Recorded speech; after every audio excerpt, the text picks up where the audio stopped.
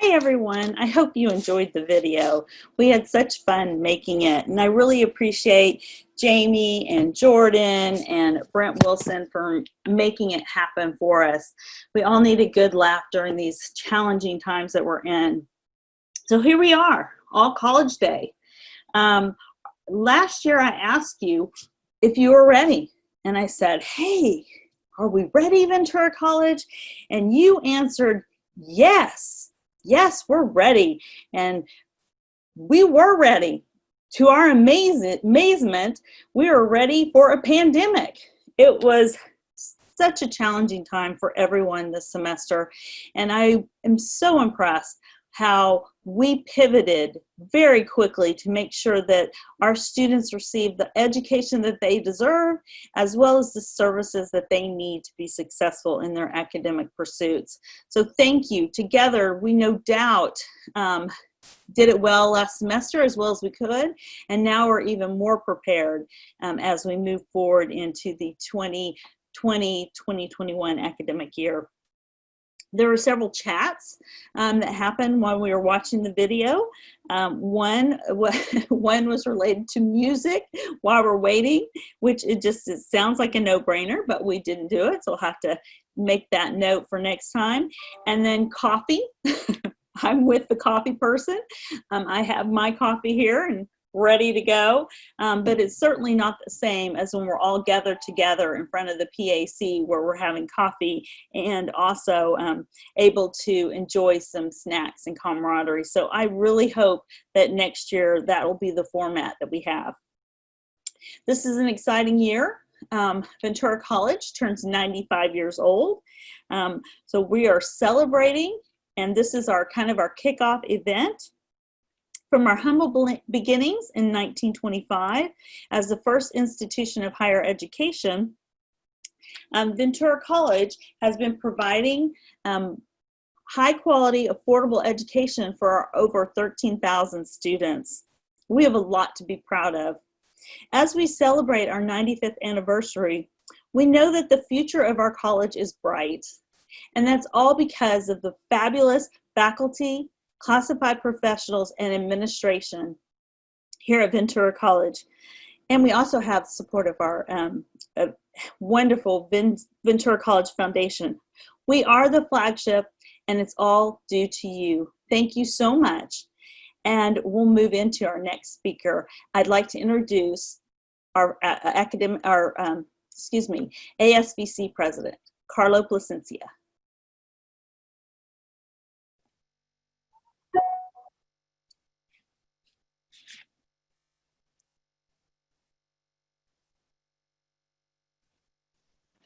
Hello, everyone.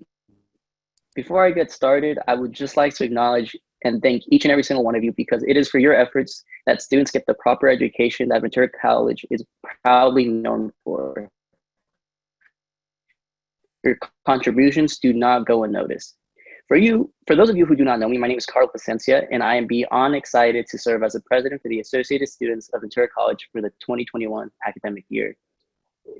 And here's a little just for you guys to get to know me. During my first year here at Ventura College back in 2018, I was just a student with no ambition to chase anything. It was at the end of my first year where I started to get involved. My very first involvement was becoming the ICC club representative for SHIP. Within the following year, I became director of finance for ASVC, the president for Ideas Club, and even stretched out to become the VP for anthropology for a little while. It was through all these different experiences I found a passion of mine, which was the structure of law, in which I'm pursuing a career in. This year, I plan on transferring to UCSD to pursue a bachelor's degree in sociology, law and society, and legal studies as groundwork to eventually be accepted into law school. Attending Ventura College was the best decision coming out of high school. As someone who didn't know what they wanted to do in life, attending Ventura College allowed for different opportunities, which followed with discovering passions of mine I didn't know I had. During this process of finding out what I wanted to pursue, I was lucky enough to meet people, creating friendships and working relationships. Out of these friendships and relationships that were formed, some are with people on the board. So it is with my honor to introduce you all to the ASVC board that is full with determination to make our students heard. At VP, we have Enrique Rodriguez. For our Director of Administration, Michael Schouten. Director of General Affairs, Colin Braza. Director of Equity and Inclusion, Lisa Marie Ruiz. And Director of East Campus, Nathan Ramos. This team, in a short time, has proven to work well with one another to accomplish big projects in a matter of weeks. I have the full trust in the board to make decisions in the best interest of students to their so that are coming up are welcome back days, which will be held Monday the 17th and Thursday the 18th. On the 17th, we'll be at main campus from 11 to 1 and 4 to 6. And on the 18th, we'll be at East Campus from 11 to 1, 4 to 6. Following that, we then have Student Club training on September 11th from 9 a.m. to 12 p.m. via Zoom. This setting up Student Life Day on September to student, every possible student so that no one is left out. Now, when it comes to goals and ambitions that ASVC has this year, we would like to focus on 3 major keys. First, student involvement / engagement. Now more than ever, students need to be ensured that we are here to support them by giving them the opportunity to participate virtually through workshops and virtual events. Next would be to continue the racial injustice conversations, as we were able to see many VC students be involved in the call to action. We must stand by our students and support them during this fight to reach racial equity.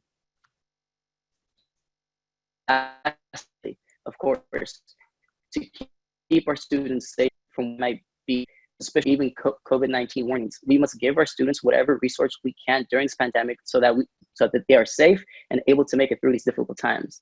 In closing, I would just like to say how I am to be given the opportunity to work with each and every one of you in helping push the bar of standards even higher to help forge a better experience for students. Here's to a great year. We have an open sea, a full crew. Let's sail the sea. Thank you. Thank you, Carlo. We really appreciate your partnership with us. I mean, without your input, Ventura College certainly wouldn't be where it is. And I look forward to those conversations with you as we move into this next academic year. So next, I'd like to let you know we have two trustees in the house. We have our chair of our board of trustees, Bernardo Perez, and our vice chair, Josh Chancellor. Bernardo, would you like to say a few words?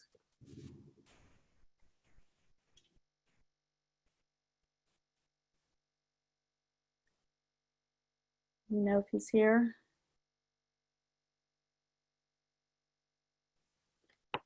Okay, so maybe Trustee Chancellor, are you here? And would you like to say a few words? Are we early? Is that it? Oh, we're a little early. Maybe that's it. They're maybe not popping on till 9. So why don't we start with Chancellor Gillespie. Greg, are you here? Yes, thanks, President Hoffman. I'm here. Yeah, and we can have the trustees provide, their welcome or any comments after mine. That'll be fine. Yeah. So welcome, everyone. Good to have the opportunity to visit with you a little bit this morning. And I think that if we're ready, I'll go ahead and get right into the presentation. So if we could go ahead and move to the next slide, would appreciate that. Just want to start off by sharing with everyone that, as you all know, the last several years have been quite a time. Lots of ups and a number of downs. And through it all, our college communities have persevered. This last year started out like most, in some ways better than most. Full classes, new programs, outreach to students across the county, collaboration with employers and community representatives, and what appeared to be a stable budget with hopes of more resources as the state of California revenues increased. But as with many years in the past, we as a community have faced unexpected challenges that have made lasting impressions on us. We could move to the next photo, please. There have been fires that closed down schools and college campuses, destroyed homes, and cost lives and livelihoods. The next, please. The pandemic did that too, and added a level of isolation and confusion never experienced by most of us before. We are proud of the efforts taken by the colleges to serve as COVID-19 testing locations this year, and the many other ways we have supported our communities currently and over the years.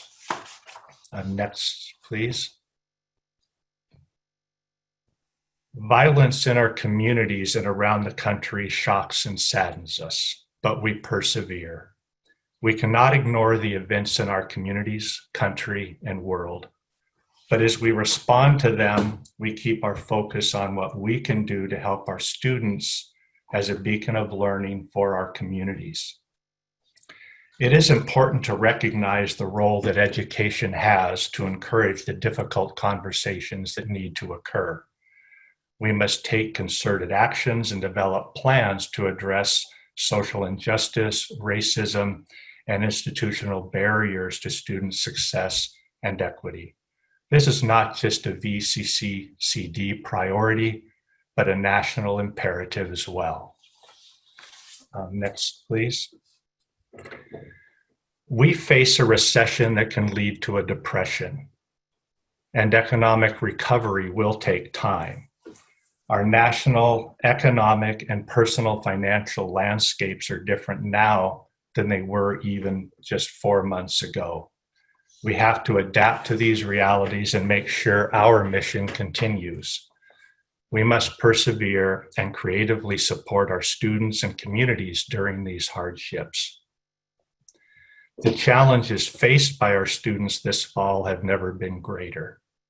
We will be here for them, providing needed financial, academic, health, counseling, and food assistance, along with referrals to housing and other support services. Next, please. How we teach and how students learn changed dramatically in the course of 1 month last March. Remote and online education will likely continue for many more months. How we support students and guide them requires new efforts and new processes. We will continue to do so. Because we persevered, we did amazingly well at this sudden change. While there are still challenges, we have shown ingenuity and will continuously improve our efforts going forward. Thanks to all the classified professionals, faculty, and administrators for adapting to the new ways to engage and do our jobs. Next, please. We are in a confusing environment as great volumes of information flow at us without pause and is ever evolving. Information and misinformation abound. Decisions must be made and votes cast when the answers are often not completely clear. We as educators are called upon to assess and process more information than ever before, to think more critically than we have ever needed to in the past, and most importantly, to help our students do so too. Our society is at a historical crossroads. It is increasingly urgent that we reassess what we say and what we do, and ensure that either we align with values we hold dear, or we commit to change that we will make it so. We need to step up to integrate culturally relevant curriculum across disciplines in a way that actively addresses the social justice and economic imperatives of our time, and develop our college system so that it reflects the diversity of the students and communities we serve. Next, please. We are called upon to revision what our future could and should look like in this ever-changing landscape and work tirelessly to make it a reality. An increase in online instruction will likely persist, and other developments may emerge that we will discover as we go forward on this journey. New baselines are being set. We are engaged in lifelong learning along with our students, and that is a good thing. Next, please. To our credit, we worked with each other, even through some very hard discussions and painful adaptations, to continue to serve our students. To our students' credit, despite so many challenges, financial, logistical, and with the emotional toll of isolation and uncertainty, the vast majority did not give up on education, their dreams, or our colleges.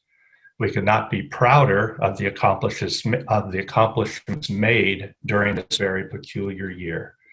Please give yourselves and our students a virtual hand for these accomplishments. I guess that's all we can do. Yeah. Our program, yeah, thanks, Kim. Yeah. Sorry, I could unmute myself and get my picture up in time. Our programs provided the county with, if we could move to the next slide, please. Thank you. Our programs provided the county with students to develop skills in a wide range of areas. Just a few examples include technology and manufacturing, nursing, EMT, dental hygiene, and a range of other healthcare areas, arts and sciences and engineering, agriculture, business, entrepreneurship, firefighting, public safety, and on and on. And you should all feel really proud about the education and skills training we're providing students in our communities. Next, please. Because we all persevered, we served over 30,000 students during the 2019-2020 school year. Of those, just over 4,000 earned certificates, just under 7,000 earned degrees.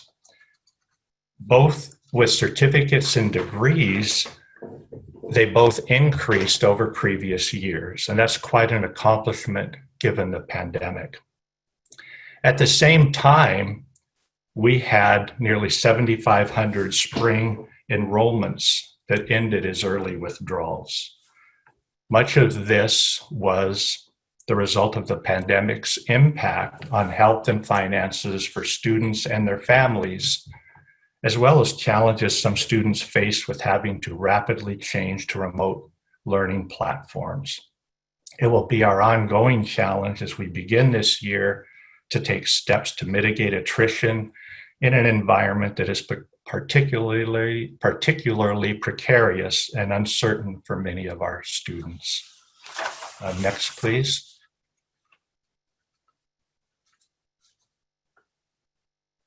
Now we must look forward. Whatever happens, education and training are key to a better future.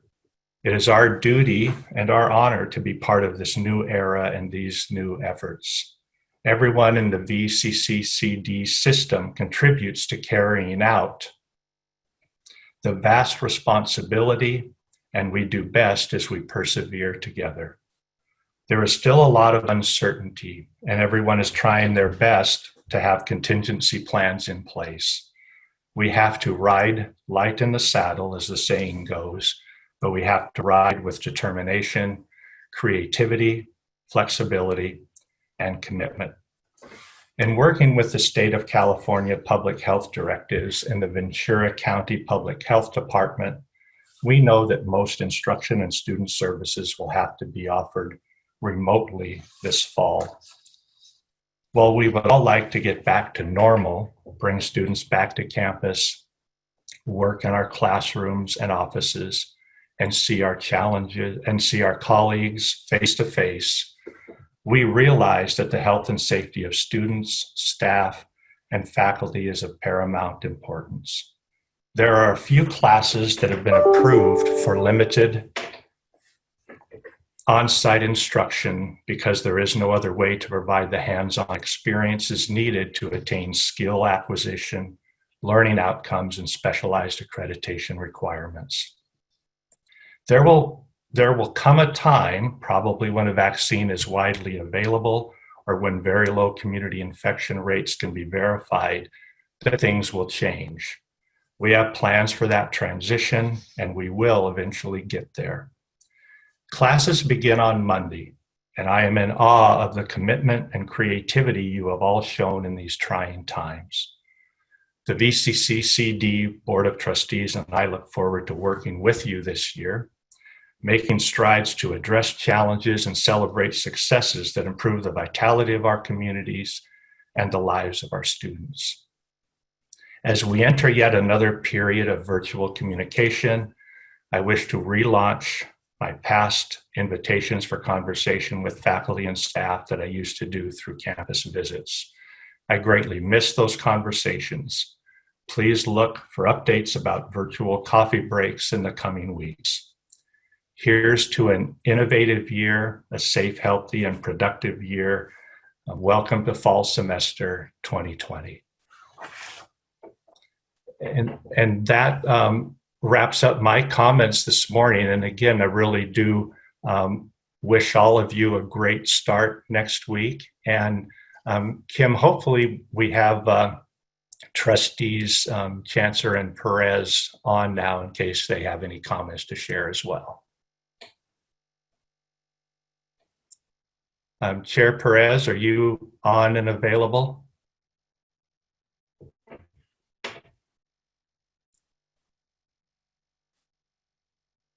Andrea, can you send them the link again? Maybe for some reason they got the wrong link, and we can invite them to join us when they arrive, Greg. Yeah, that'll be fine. So, but feel free to, continue on through your agenda, I think. Okay. And if Andrea and other people that are co-hosts, if you can look out for them and let me know when they come in the room.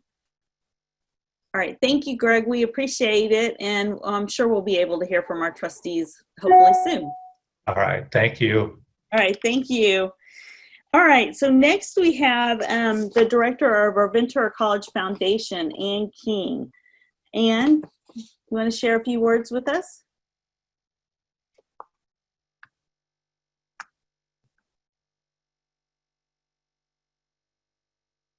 Ann, are you on mute? Are you there? I don't know what's happening. We've lost. Okay. I'm here. I was afraid Thank you, Andrea, for unmuting myself. I found that I could not unmute myself, and maybe that's what's going on with the trustees. I don't know if we want to see. Yeah, I'll look for them while you're talking. Go ahead, Ann. All right. Thank you so much. Okay. Well, my name is Ann Paul King. I'm the executive director of the Ventura College Foundation, and established 37 years ago. The foundation provides financial support to the students in the campus over the arc of the student's college education. Next slide, please. So I'd like to share with all of you what we did last year together. First, with the Financial Aid Office, we provided access to a college education through the VC Promise, and now a first and second year, and we supported 1,899 students.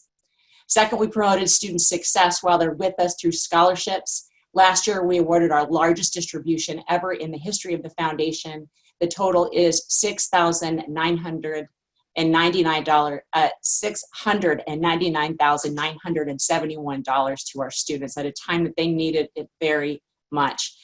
And with the teams at our campus libraries, we provided textbook support both in our reserve and lending library collections with 4,183 checkouts. We were able to partner with donors and create a $59,000 fund last year to support our new support for the Jerry Ariano Veterans Resource Center Library this year as well. So we're excited about that. And then finally, we supported fundraising efforts with many programs across our campus. So proud to partner with you in that way. Finally, we helped to launch our students into their next chapter with transfer scholarships or by helping our AA, AS, and certificate holders to connect with local employers through our corporate partnerships. Like many organizations, the VC Foundation has had a rough couple of months. All of you are in this with us. In addition to supporting students with our programs, you may know that the foundation runs the weekend marketplace in the east lot of the college's main campus every weekend. So prior to the corona crisis, 100% of our operational costs were paid for with vendor rental revenue from that marketplace, which unfortunately was suspended on March 13th and closed for 10 weeks until we were able to reopen on May the 30th with reduced vendors due to state and county safety protocols. And while we do have over $24 million in assets, the vast majority of these assets are restricted and cannot be used for operational expenses. So, as a result, the foundation has been forced to rework the organization's business model, reduce staff, and modify organizational budgets. Please have the next slide up. Thank you. So our business model did change. So now we are focusing on unrestricted revenue generation like we have never done before. We have had changes in our staffing with layoffs, pay reductions across management, furloughs, and other measures. As far as our budgets go, originally we had enough cash in March when we shut down the marketplace to get us through July. But since then, we have received the PPP loan. We have had incredible fundraising efforts around operations, namely our Stronger Foundation, Stronger Future campaign, where the foundation board of directors, it alone contributed $30,000. Ventura College staff and the foundation employees were donors. We had social media ambassadors, we had Facebook fundraisers, and together we raised $51,700. We're so proud and so grateful to all of you. We've been working with our investment team as well and speaking with our donors to do some creative things with our restricted endowments. And we are proud to tell you that today we have generated enough cash to operate now through December 30th. On top of all of that, just a few days ago, we received an important estate gift. And although this large gift provides us with one-time dollars, this gift has given us some breathing room, and we project that we will make it through the spring semester, continuing to work hard to support our students while strengthening the foundation's future. We have a lot of work left ahead to execute our plans to extend our cash flow beyond December, but we know we can be successful. Despite these circumstances, we still awarded more scholarship funding than ever before to students who needed us more than ever. And we know something about these students. 81% of our scholarship recipients live with a household income below the poverty line. And 57% of our scholarship awardees were first-generation students. As part of our active commitment to anti-racism, we will be unveiling additional data on our website this fall and work intentionally to close these equity gaps that we find. We are excited, as we are every year, to work hard with all of you to celebrate and partner with our students, where over 2,000 students graduate every year and over 800 successfully transfer to UCs and CSUs. And we look forward to doing that work again.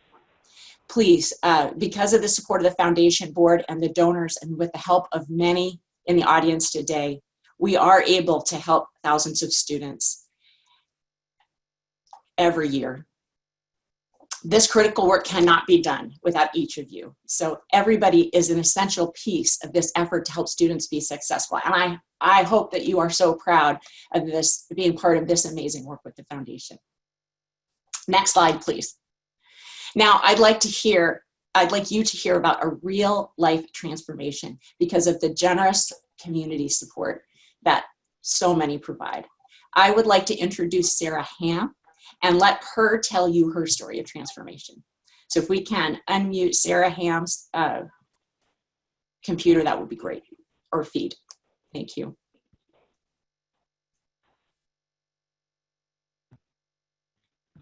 Hi, friends. I'm Sarah Ham. I'm one of the students that all of your work is helping. So I want to encourage you that the work that you do matters. I am a Ventura County native, and college was never a given for me. It was a big, mysterious thing that was for other people, but not me. So after graduating, I moved out and started working to support myself. And eventually took a few college classes over the years, but with no real direction. And then I had a baby, and once I became a mom, my protection instincts kicked in super strong, and I knew I had to do everything I could to help create a safer society for my precious boy to grow up in. So also the first few years of my son's life, we were financially dependent on an emotionally abusive person. So I knew that school could provide me with a way to get out of that damaging chaos. So I decided to enroll at BC as a political science major. I needed to learn how our government and society work so that I could move forward toward my goal of influencing public policy. So to make it happen, I scraped together any little bits of money I could earn over the past couple years and bought a refurbished laptop so I could do schoolwork. And I put my son in the Child Development Center on campus, and I involved myself in student life on campus, including the Political Science Club, and went through which I organized a fundraiser and got some political science textbooks for the lending library, and which you see in the picture. And I also made myself aware of all the support opportunities available to me, definitely including the Ventura College Foundation Scholarship. So I worked hard on my application, and when I found out I was awarded, I was super excited and relieved because I had a way forward. I had help. So it felt validating and encouraging to know that people believed in me and felt I was worth the investment, especially coming from an environment where I was made to feel worthless. So I'm very proud to say that I graduated from Ventura College this past spring with an associate's degree for chancellor in political science with honors. and I'll be starting my first quarter at UCSB in the fall. So I was able to move my son and myself into UCSB housing on campus where we're going to live. And my plan is to graduate in 2 years with a bachelor's degree in political science and go on to earn a PhD. And my ultimate goal is to create significant societal change. And I'd like to write a book sharing my vision for a more community-based society. I truly believe that together we can change the world. Without the resources at Ventura College and the Ventura College Foundation, my son and I would still be living in that abusive environment. Ventura College was our safe place where we had support to learn and grow and move forward to a better future. So I'm so grateful for all the services and support we've received. And from the depths of my heart, as one of the students helped by all your efforts, thank you all for all the work you do for all the students of Ventura College. You really are changing lives. Thank you.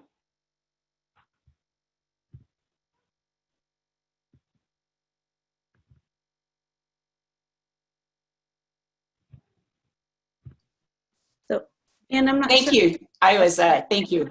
You For did having again. me. I'm so grateful to you, Sarah, for sharing your story. Congratulations to you. You have done such hard work, and we are proud to have partnered with you to achieve these things in your life. So thank you for sharing that with us. It's the reason we come to work every day. Mm-hmm. So, you know, as we know, donor support, campus support impacts students like Sarah every year. Please change the slide. Thank you. Oh, no, you're on it. You're on it. So at this time, I'd like to invite you to join other employee donors in the I Give campaign. Please give from the heart and toward whatever makes the most sense to you on campus. And if you need help determining where the greatest need is, I encourage you to look at two places: the Fund for VC at the foundation and the Basic Needs Office on campus. These are two excellent ways to make sure that we continue our support with our philanthropy of our students who need us now more than ever. So we're making it easy for you to join today. Please change the slide. Here's how: 2 options. Text I GIVE to 41444. Step-by-step instructions can be found on the professional development webpage following today's gathering. Fill out the form, email it to the foundation's Julie Harvey. She will take care of you. And whichever way you decide to give, we would kindly ask for a minimum of a $5 contribution if you're committing to a monthly payroll donation or a reoccurring credit card donation. So visit our website, also connected to the Ventura College page, and that is www.venturacollegefoundation.org for more information. Next slide, please. Thank you. A special thank you to all of you who are current donors, and thank you to those who have made the decision today to become donors to the Ventura College Foundation. We are grateful to you. I'm so proud to be part of this team at Ventura College. All right. Thank you, Anne. I appreciate it. And I have to tell you, Sarah's message just totally warms my heart, because I keep, you know, one of my mantras that I'm sure everyone's heard me say, or hope you've heard me say, is that, you know, I really want Ventura College to be that safe place for our students. You know, their home life might be more topsy-turvy, so we're the safe place for them. And she said just that. So thank you, Sarah. I really appreciate it, and I wish you the best in your future. Thank you, Anne. Okay, so we're still anticipating Trustee Perez and maybe Chauncey, I'm not sure. They, I guess they were given, or they had a link. They get a lot of their communication through the district, and they probably had all 3 links. So I think that they went to a wrong college in the whole timeline. It's much easier when you get in your car and you know where you're going to go versus having 3 meetings at the same time and wondering which one's first. So hopefully we'll be hearing from him soon. While we're waiting for him, we'll go ahead and get started with the new Pirates on deck. So the new Pirates on deck are our new faculty and employees and administrators. And I see Seb on the screen. So are we getting, well, no, I think that Dan's slides are first, though. Otherwise, I would start with you because I see you on the screen. So we're going to have Dan Clark, the president of the Academic Senate, introduce the new full-time faculty that we have at Ventura College. Dan? Thanks, Kim. Good morning, everyone. We have 4 new full-time faculty that I wanted to introduce to you. There's too many, wait, we have 290 people on this Zoom call. This is amazing. So I'm not gonna be able to cycle through the list and find you, but I'll call on you and then you'll pop up once you start talking. Well, actually, no, you can unmute yourselves. Right. They Dan, can raise their hand. Yeah. So new faculty, full-time faculty, raise your hand so I can find you in this list, and then I'll introduce you when I find you on this participants list. To raise your hand, click on participants. It's kind of towards the center bottom of the Zoom link. And then on the participants, you have a bunch of options. You can click on more. You could just put a yes check mark by yourself. They're there. I see them. I don't see them on mine. Oh, there they are. Okay, Noreen. Hi, Noreen. Let's see. I think multiple people are unmuting her. Oh, there she goes. Hi there. Good morning. Hey. Noreen, what department are you in? I'll be in nursing. Excited to be here. Great. Well, with everyone. So, but yeah. Welcome, Adelina. Hi, everyone. Thank you for having me here. I also work with Noreen in nursing. Looking forward to this year. And I have to, Adelina, please if you get tired of hearing me say this, but you're one of our proud graduates. So I have to say a shout out because she graduated from Ventura College. And 2 technically new, but or not technically new, but we've seen them before. Devo has been with biology for a while. Devo, can you? Hello. Hello, Devo. What department are you in, and what are you teaching? So I'm in the science division biology, but I'm teaching microbiology full time this semester. Microbiology, awesome. And then many of you may know the 4th and final full-time faculty, Jimmy. Hello. Hi, everyone. Jimmy, what do you teach and what's your division? I am the athletic director in ICA, kinesiology, and health education is the division I'm in. Awesome. Welcome. All right. We also have, we're really early. It's only 9:20, so we're kind of ahead of the schedule. Do any of the new part-time faculty that wanted to introduce themselves and say hi to the campus community, raise your hands, and hopefully I'll be able to do this easier than last time. We have, I think, a dozen new part-time faculty. I quickly met some of them at their many trainings, orientations. They've been in probably more Zoom meetings than any of us this past week. So kudos to them for learning about our campus and getting oriented to Ventura College. I don't see any hands. They're shy. Yeah. Well, we do welcome everybody, and we're looking forward to getting to know you better. I'm going to pause right here, Dan, because I see that Trustee Chancellor is in the room. I don't see Trustee Perez yet. And would you, Trustee Chancellor, we already introduced you, but would you like to say a few words? Hi, good morning, everybody. I'd love to. I just wanted to say welcome to an exciting and much different year. And the main message I want to represent and share from the board is just a heartfelt thank you for overcoming challenges and obstacles and making everything work for our community.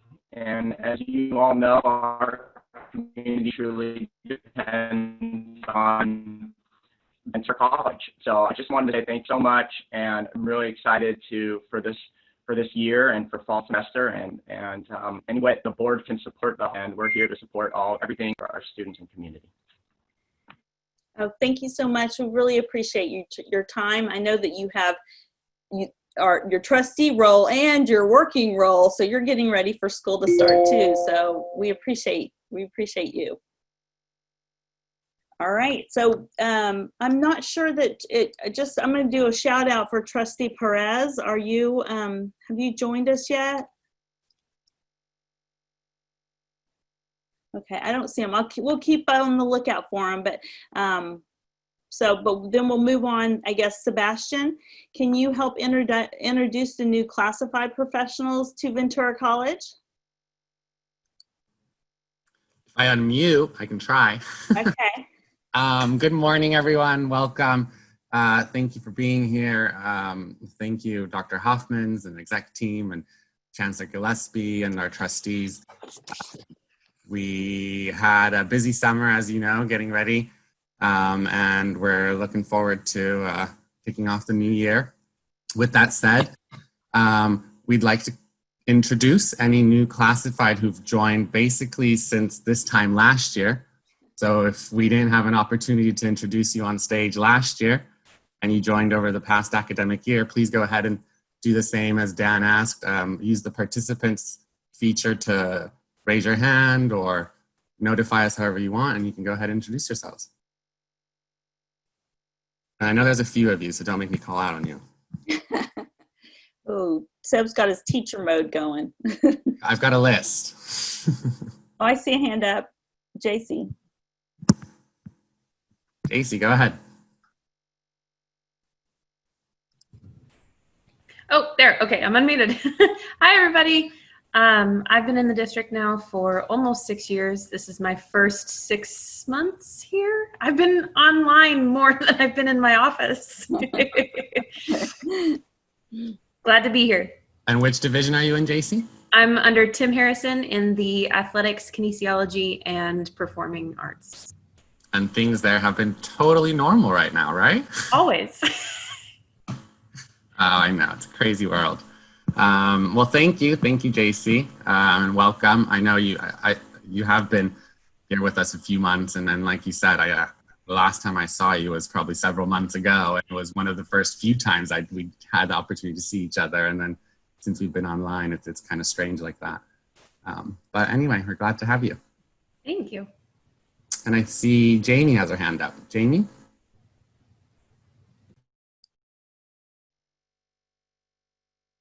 Hi, my name is Jamie Burkett. I am the new Performing Arts Center Technical Director. I was pillaged by Tim from UCSB, and I'm stoked to be a member of the crew. Yeah. Awesome. Welcome, Jamie. Thank you. And I see Brittany.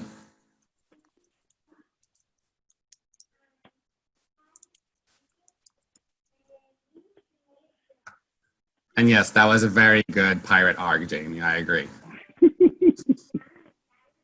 Hi, everyone. Sorry, I'm not undoing my video. I'm still in not work clothes at the moment. So I'm the new interpreter specialist for the EAC at Ventura College. I am a full-time interpreter, and also I assist with coordinating and just assisting in the office. So. Awesome. Thank you, Brittany. Sure. Do I see another hand? I can think of at least Shirley. another person. Seb, Shirley has her hand up. Oh, Shirley. Perfect. Unmute. I've been trying. I don't have control.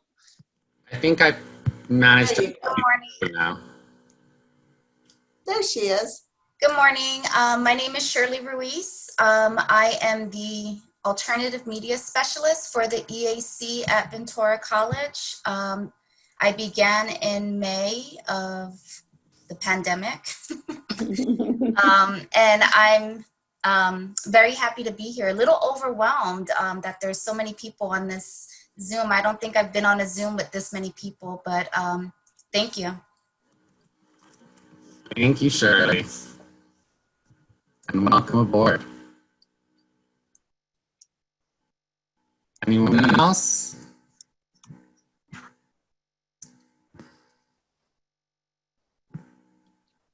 So, okay, perfect. Okay. So we've got Carmen as well.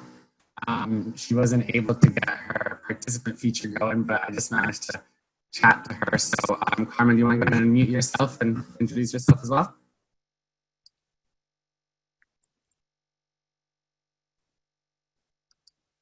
Yes. Hi there. Good morning, everyone.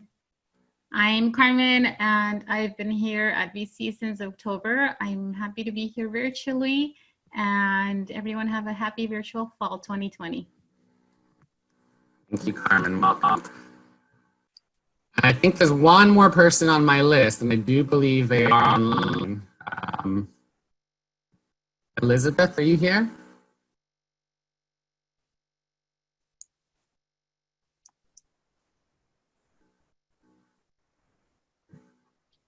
Is it Elizabeth Para?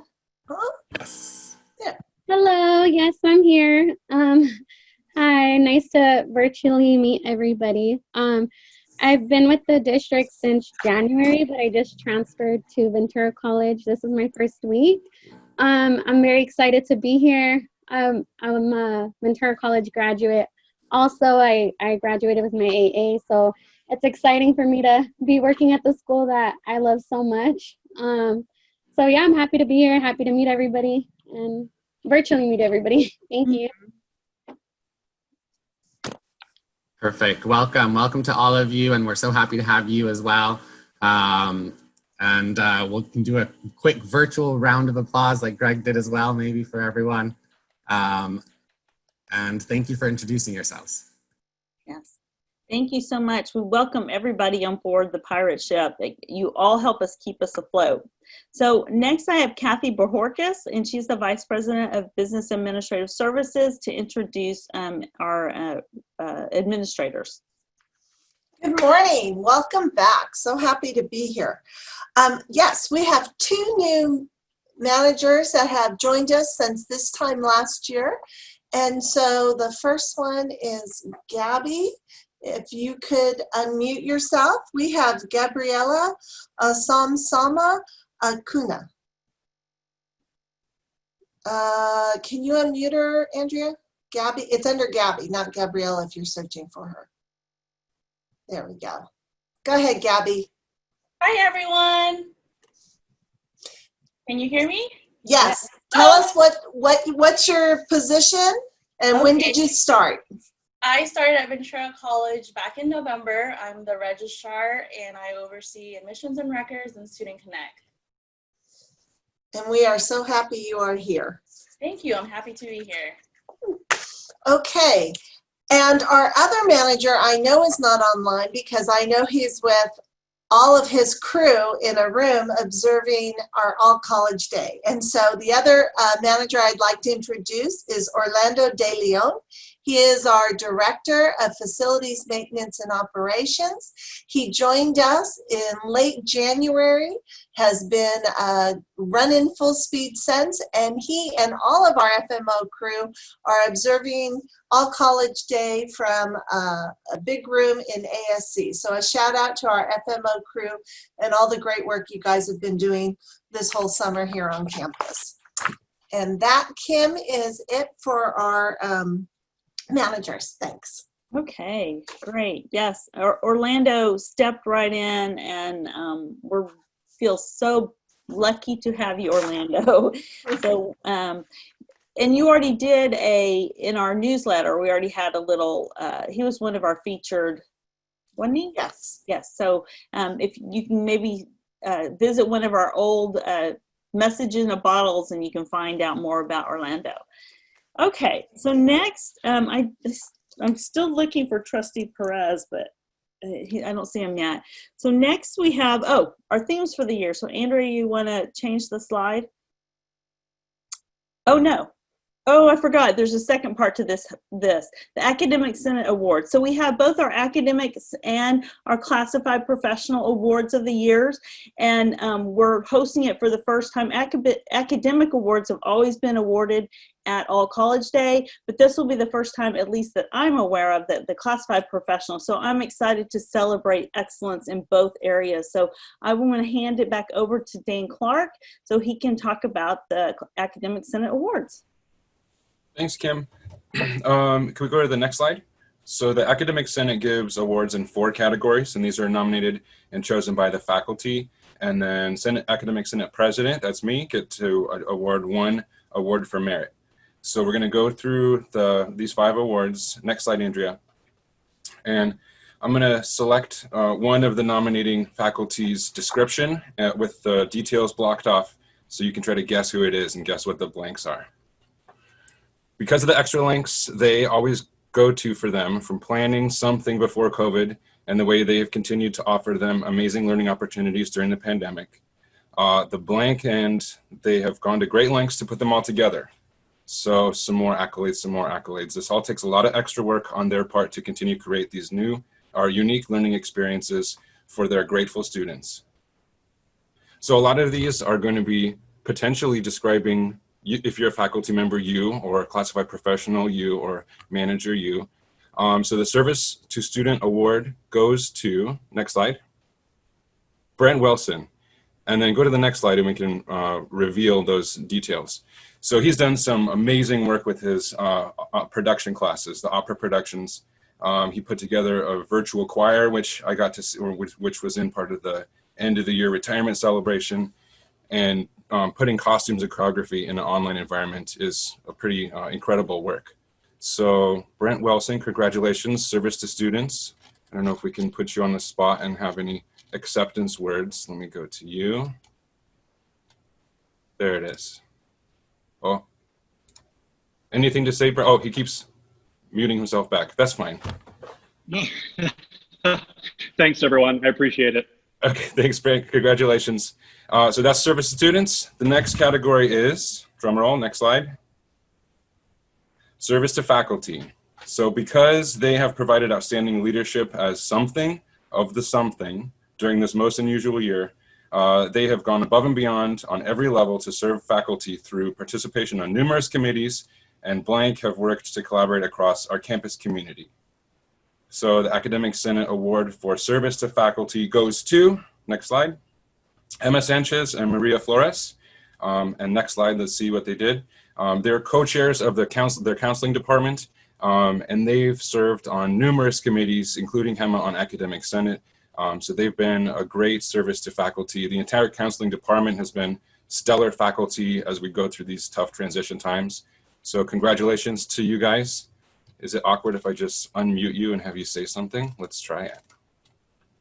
If I could find you. Oh, I don't see Hema. Maria Flores.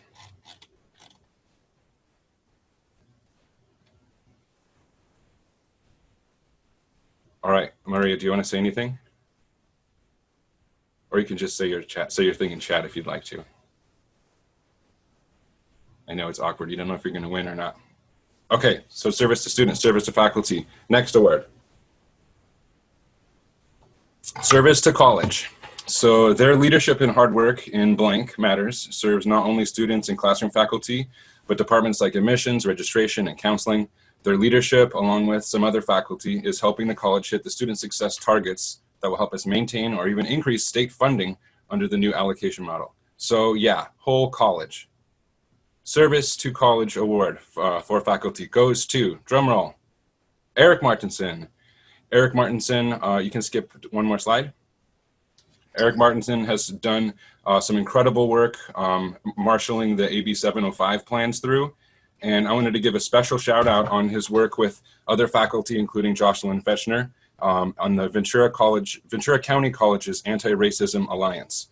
So it was started in the summer, doing the work of trying to make our institution and all colleges in the area become more anti-racist. So if you'd like more information about serving along with him in this important alliance, contact me or contact Eric Martinson. Eric, let's see, do you want to say any words of acceptance or, oh, is he not on? Oh, there he is. And did it work? Oh, wait, oh, there it goes. It worked for a second.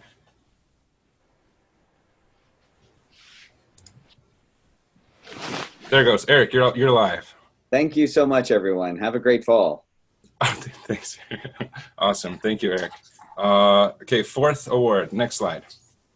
Service to community. Because blank puts in countless hours of work on blank, That work should be honored even though blank was canceled due to COVID-19. So what was that? What was the service to community faculty member? Okay, drum roll, and it goes to, next slide, Gigi. Congrats to Gigi. The work on the, next slide, the Diversity and Culture Festival. Obviously, she was the leader who led a lot of faculty and a lot of classified professionals in planning for this event that's always really awesome each year. It unfortunately didn't get to happen, so we want to honor the work that she did nonetheless. Gigi, do I see you on there, Maria? Thank you, everybody. There it is. Appreciate Thank you, Maria. it. Thanks. Congratulations. Okay, final award. Senate President Award for Merit. Blank became the heart and soul of VC, the go-to blank in supporting the mission of the college, and the efforts of all blank in the topsy-turvy transition from business as usual Ventura College on March 12th to the fully online institution that we had to become by March 19th. Blank, their dedication and efforts deserve massive recognition. So a couple other notes. They received this awardee received the most nominations. They were also nominated in nearly every category, all the ones we've just gone over. And this was my first pick before the nominations even opened. So I agree with the faculty who nominated and chose the awardees for the Award for Merit. Next slide. Sharon Oxford, Ali Olsen-Pacheco, and Matt Moore. Thank you so much to our DE3 heroes. They've done an incredible amount of work. They've helped all of us, classified professionals and faculty alike. They're just awesome. We can't thank them enough for what they've done. Do any of you, raise your hand if any of you would like to make any comments. They're all zoomed out from all the flex activities they've been doing. I don't see any hands. Okay, thank you. Next slide is the summary of all of our awardees. Congratulations. Peter says he volunteered early in the summer to whip up some really cool certificates, and I never took him up on the offer, but I probably will shortly, so you can have a memento of these important honors. So congratulations to all the faculty awardees. Gosh, I'm clapping and waving and and I wasn't even on.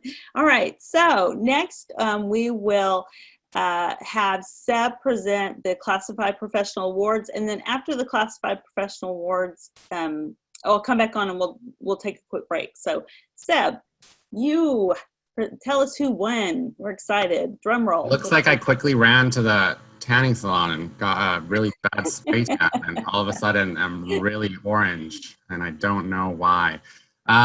Congratulations to Brent, to Hema, Maria, Eric, Gigi, Sharon, Ali, Matt. Your work obviously doesn't go unnoticed. Like the Academic Senate, we have Classified Senate Service Awards. We usually award these at our kind of end of year bash, which happens around May. So we're actually excited to be moving this to today and joining in on our celebration with our colleagues, with the Academic Senate, with faculty, and with everyone in recognizing our 3 awards. So the first award we have, and sorry, I'm gonna have to switch through a couple, well, actually, never mind, there we go. So our Service to Student Award goes to Carol Osher. So first and foremost, congratulations, Carol. One of the nominations we received stated, through the many changes in admissions and records, Carol Osher has gone above and beyond to service our students. Carol continues to make a difference at our college, exemplifies the mission of the college, and has positively impacted the students at our college. Her skills, knowledge, and willingness to help others and dedication to the community gives me the greatest pleasure to nominate her for the award of VCCS Service to Students.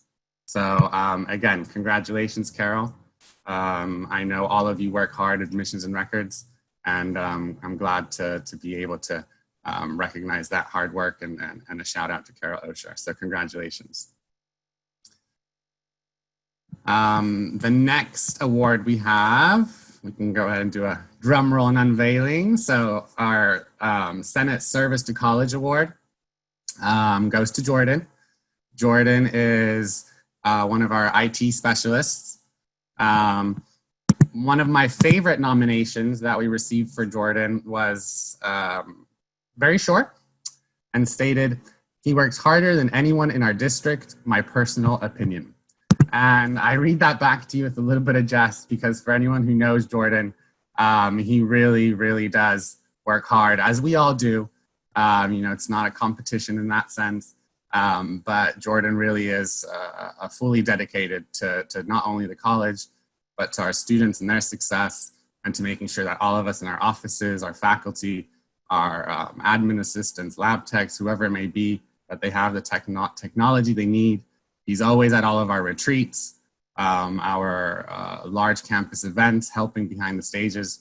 So I think it's, again, a truly well-deserved award. So congratulations, Jordan. And then our final award goes to Felicia Torres, Service to Classified Professionals. Again, I don't think much of a surprise here. I picked out one of the nominations to read out to you, if I can get it to open up again.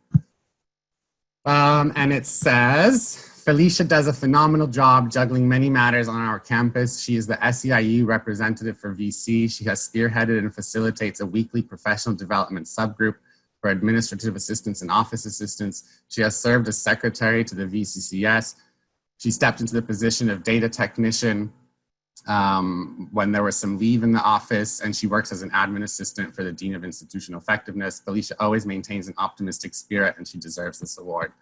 And I couldn't agree anymore that Felicia's always looking out for classified professionals, and if not even on a professional matter, then even just as a friend, she's always there. I know she's always been there for me. And she really is a gem for us as classified. So thank you, Felicia. And I don't know if any of you, I know you're all on. I don't know if Carol, Jordan, or Felicia, if any of you wanted to speak up or just open up your video and wave quickly. And if not, then we can pass it along. So one more time, Carol, Jordan, Felicia, are any of you here? Yeah, or raise your hand. They're here if they want to speak. Right, right. Not seeing anybody.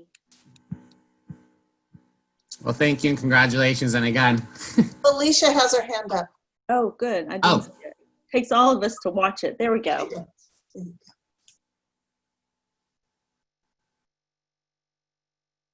Can you unmute yourself, Felicia? Or? No, she can't. You can't. Andrea? Oh, I can. Okay. Oh, I thought I could. I know mine just says ask to unmute. Andrea did it.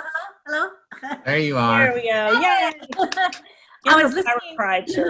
Yeah, I was listening to Dan, like try to unmute, and I see the little screen pop up, and then I'm like, should I hit it now? And anyways, thank you everyone for this award. I mean, I'm humbled. What I do with de pura corazón.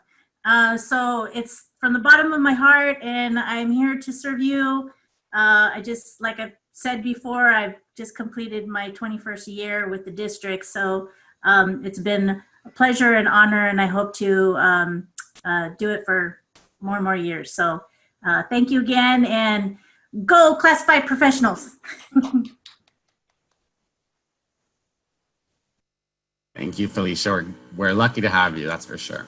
Jordan also has his hand up. And I'm sure Jordan won't have problems unmuting. I think I can figure out how to unmute. I just want to say thank you, everyone. I really appreciate going around and helping everybody. I love troubleshooting. I love taking care of problems. It's a puzzle every single time I help you guys.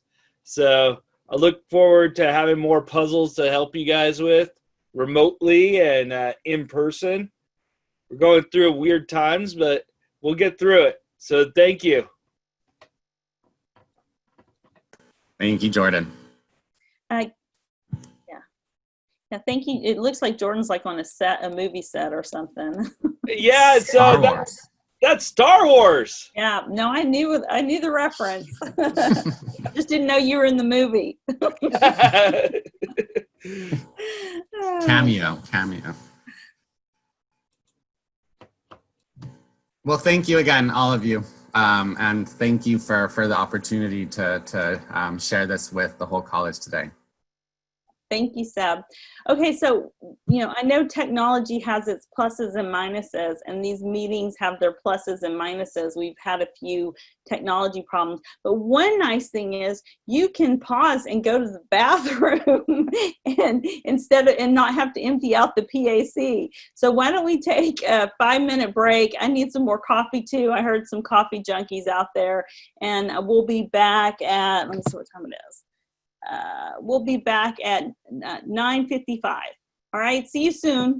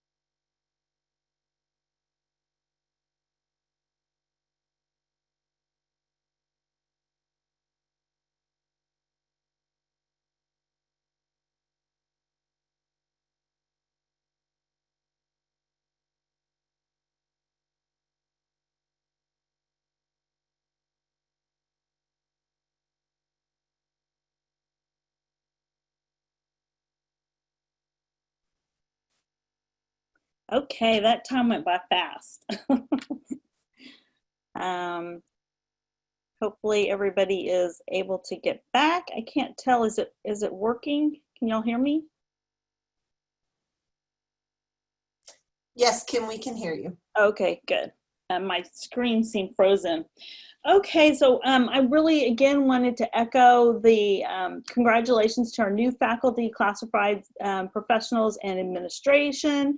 And you just saw examples of what makes Ventura College great. Our faculty and classified professionals that that others felt have made a difference, although I know each of us have made a difference, but they're your potential mentors or resources as you move through your first year at Ventura College. So I thank you everyone, and congratulations to our Academic Senate and Classified Senate Award recipients. So very exciting. So in looking at the screen, you'll see we have our themes again for the year. We did the same thing last year, and a few of those themes will look familiar to you. The trust, transparency, and celebration of successes. So as you know, things, some things can be accomplished in such a short time, like a year, but building trust and transparency cannot. And so we are continuing with those themes. Also, celebration of successes, that one will never go away. It might not be called out as a theme, but it's something that I'm hoping that we'll continue to do, because we work hard, most of us behind the scenes, and we need to celebrate our own successes, because a lot of times we're not able to do it ourselves, or we're humble and can't, toot our own horn, because we go into this work in education to serve others and to help better others. So I think it's really important that we celebrate when we do things right. So the new theme for the year, and it's very apropos, is social justice. And some of the themes with social justice are really diving into anti-racism, diversity, equity, and inclusion. I've set up 3 goals for the year. One is to really dive into dismantling the inequities at Ventura College. We really want to support our students' success, in particular our students of color and our other traditionally marginalized groups. And we have the data that shows that this is happening at Ventura College. So we need to be intentional about that. We need to develop a common language related to social justice.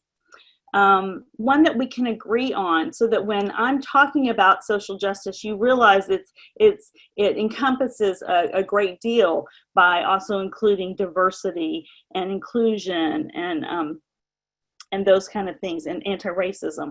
The last goal is I want us to use our student equity plan as a guide for this work. We don't have to recreate anything. We had a cross-functional team of experts that have developed a really sound plan, and that's where I'm hoping that you can help me implement some of their suggestions in order to move the needle and close equity gaps. As we move forward in this social justice theme, I know that I will stumble. It's a challenging topic for me, because as you would guess, or as you know, I've been the recipient of white privilege. I've been fortunate that I haven't had to overcome the barriers that some of my colleagues of color and our students of color have to break through. And so I'm learning. My background's nursing. I've told this before, but I'll say it again. When I was a nurse, I felt it my obligation to take care of the person in the hospital or in my care to the best of my abilities, treating them with respect and dignity. And to me, I thought that is my equity agenda. That is what I can do in my position as a registered nurse. But now as an educator, I realize that, yes, I need to do that, but it's not enough. You have to go beyond just being kind and thoughtful and respectful of others. You've got to call it out when others are not being treated with that same respect that you have. Each of us are in a position of power because we are an employee of Ventura College, and we have many students, almost 13,000 students that grace our college every year, and we are role models for them. So if we don't do this work, who can? And it is so important. That's why it really made me feel good when Sarah mentioned that Ventura College felt like a safe place. That's what I want. I want it to be a safe place, and I want it to be a place where our students can overcome their circumstances, no matter what that can be, so that they can be equal partners in our community and moving forward. And that's really important to me. The last thing I wanted, Brene Brown, we heard from her last year, and I watched a webinar with Qualtrics, and maybe I can ask professional development to send it out because you can still view it. But and these aren't her exact words, I'm paraphrasing, but she says, white people built the system. Nothing is broken. It's working as expected. Now we need to blow it up. So I hope that we will work together to break down these barriers so that all of us can support our students and our colleagues to break down, blow up the barriers, and make it where all of us have the same opportunities and afforded equities. So thank you very much. I'm going to now look at talk about the celebrations of successes, which is kind of our year in review. And yes, we have a lot of Black Lives Matters in the chat room, and absolutely, they completely matter. And this is the time for this cultural shift, so I'm excited about it. So we are the flagship. You know, we've had a really bumpy semester, but we persevered, and we're going to come out of the storm stronger, I have no doubt, with new skills like this, and hopefully we'll be better able, or I know we'll be better able to help our students be successful. So next slide, please. So here's some of the things that we did well. We had 16 new tenured faculty last year. Amazing. We had 4,261 degree certificates awarded. Next slide, please. I'm not going to read through every of them. I'm just highlighting a few.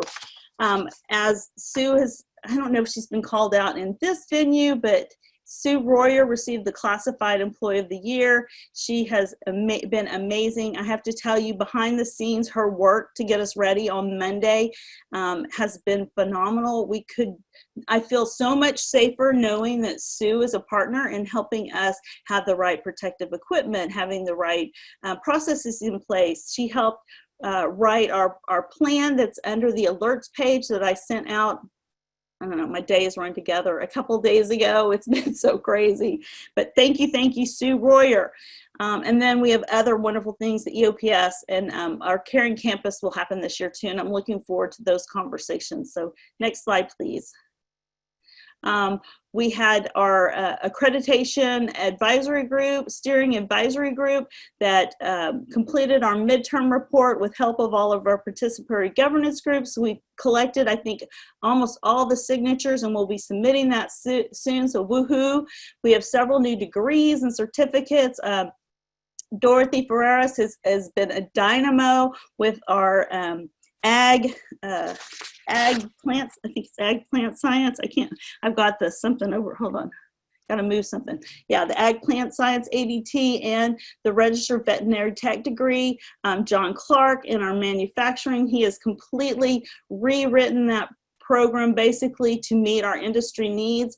And last but not least, we have been wanting this for years, and I really have to thank Rubicela Gamboa as our Chicano Studies degree.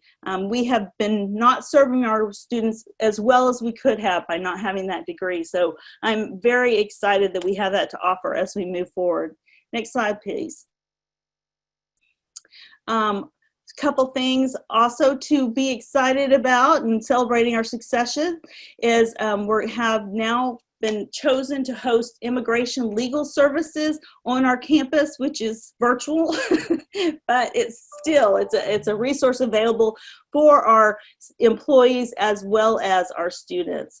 We've had multiple, working with the foundations, multiple big donations given to us. You see a check there from Haas for $250,000 to help redo our manufacturing lab. Also, Gibbs Trucks is always more than generous. And Ohana Pet Hospital has been phenomenal in helping us get our veterinary tech program up and going, or will be up and going. It's in progress. We've had fabulous guided pathways leaders, and we've made some really good strides in that area, but this is the year to really turn it up, as we need to start putting some of those processes in place to really get those wraparound services and help our students progress and finish their degrees timely and actually completing them. So a lot of good work there. Next slide, please. Our student, if you don't know it, our student services area, they rock, because every time I turn around, they are doing something to help our students be successful. Our outreach team was incredibly creative in doing their Pirate Fridays virtually, because one of the things that they do every year are the Pirate Fridays, and they actually go to the high schools, and those connections were more challenging to do in the virtual environment. We also had some enrollment days and a lot of successes in the areas of student success. So counseling did a huge move with making all of their counseling virtual, and our EOPS, our DSPS, our access services. It's just amazing what we were able to do. And I know we'll continue to build on what we did last year for this year. So kudos to everyone. I'm sorry I don't have time to read each and everything out. And one of the things too is our partnership with ASVC, and Libby Fata does a fabulous job working with them. So we're so fortunate. Next slide, please. And nope, I've got 2 more slides. In this one, we have beefed up our mental health services, and Mary Jones has led a phenomenal team, and Mary Jones is a phenomenal team of her own. If you don't know that, she is just a force to be reckoned with, and we're so fortunate to have her. She has done some training for our employees who will be doing the temperature checks and the screenings. She had made sure that our students have mental health counseling, because as you can imagine during this pandemic, I know I'm having ups and down days, and I have, like I said, I have the white privilege. I have a good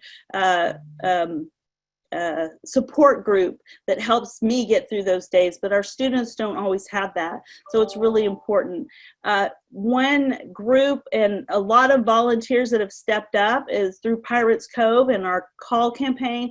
We've called students that never accessed our Canvas shell once we went online. We've called students that withdrew. We've called students that were dropped from non-payment, and we're really trying to make a concerted effort to outreach to our students, because it's so important. We want them back, and we want them successful. And even if it's just a wellness check, they're not ready to come back, I think that it's good that they hear from us and that we care.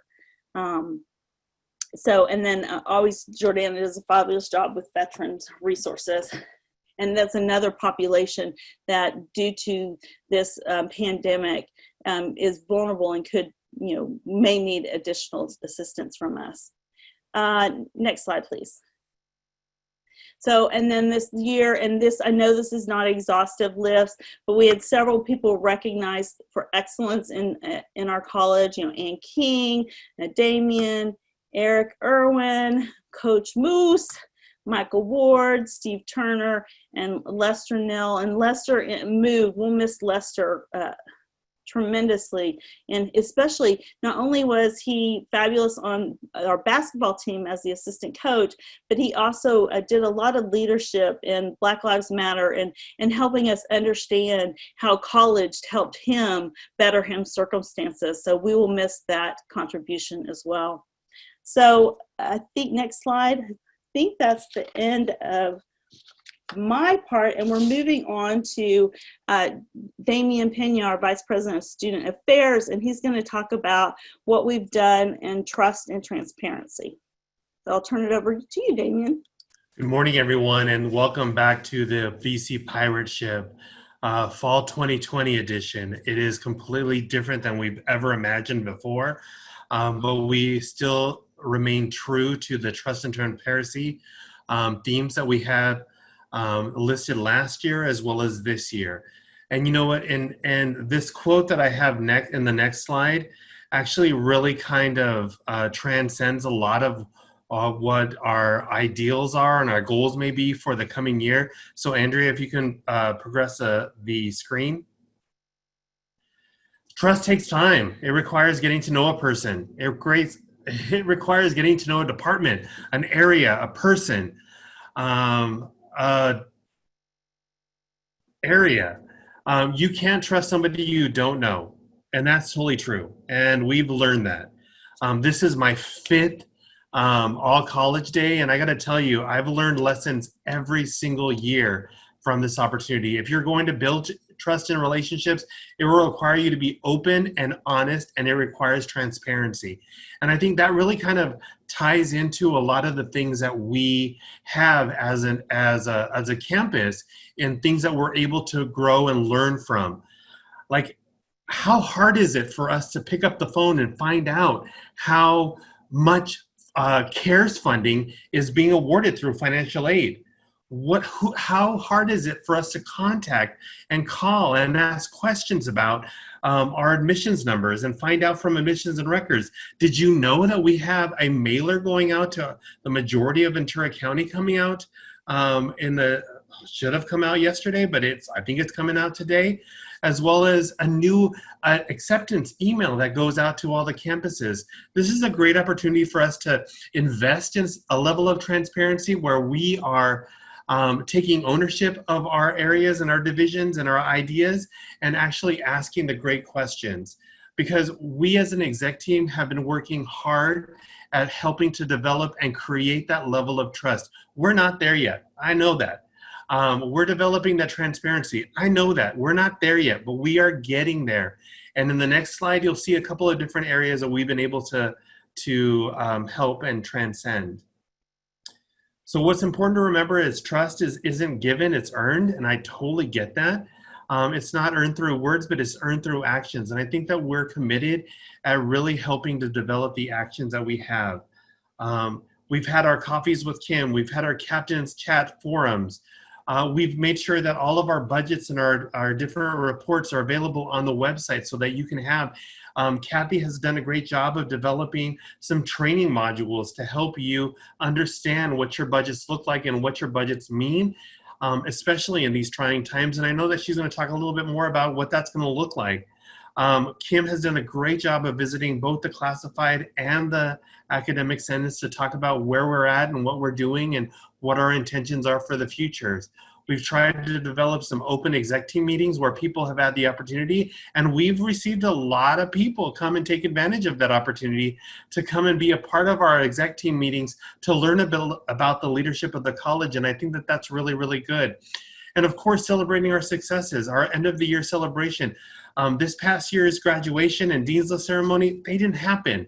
And that was devastating for our students, but we really looked at how we could create a level of celebration for those students. And so we did that with our drive-in services as well as our drive-in areas in order to make that happen. But trust and transparency take a lot of vulnerability. And that is one of those areas that we are going to have to delve into and really look into ourselves in order to create that level of vulnerability. So to you, I tell you, I get it, I understand, and I too am vulnerable. I am an administrator at a college. I have a 7th grade autistic nonverbal kid who is a genius and amazing, but also taking honors biology and science because my wife is my biology and history because my wife is taking English and math, and we're going to do homeschooling. And that is, I'm so nervous and scared, but I have to be vulnerable and letting you know that I'm going to communicate that I'm going to need some extra allowance, or I'm going to need some extra help in order to have those kind of conversations as we engage in a campus, as a campus, into these topics of diversity and social justice and inequities, because that is one of the things that I'm really excited about our VC pirate ship moving forward to. So if the next slide, I don't know if you know this yet, but the campus has encompassed and embraced the one college, two books system.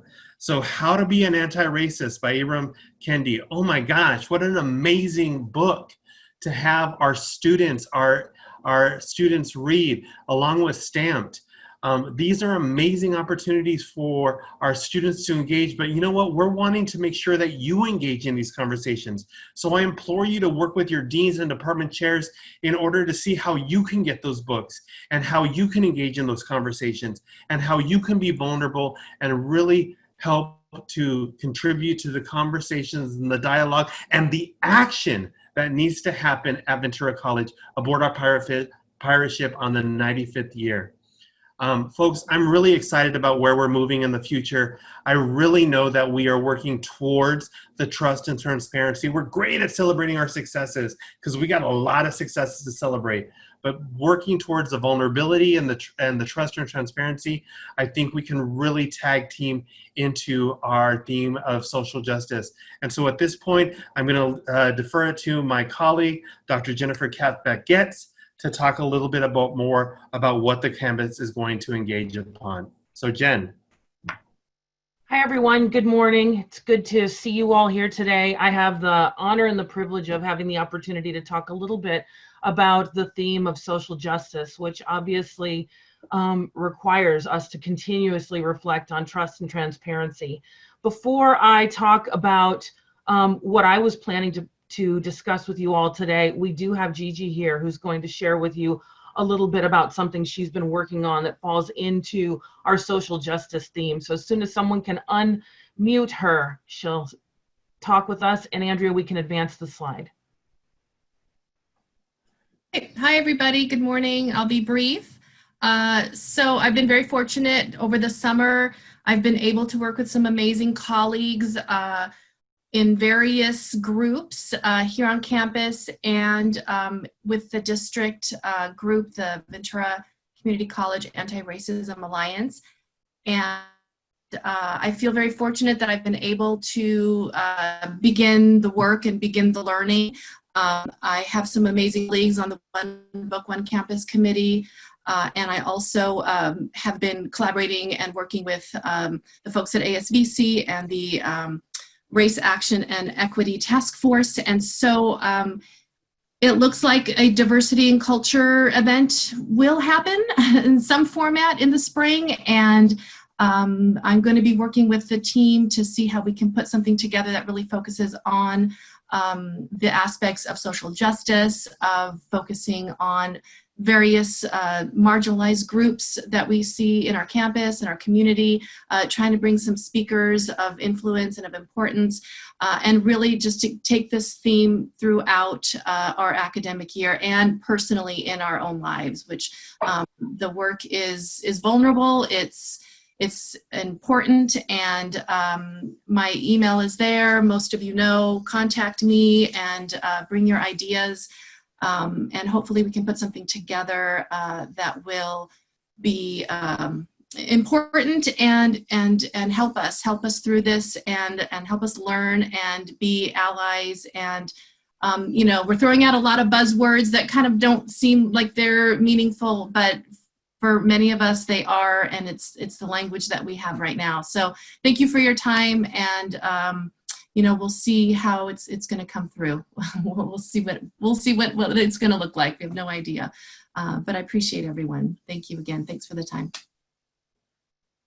Jennifer, before going back to you, and thank you, Gigi. We appreciate everything you do. You're amazing.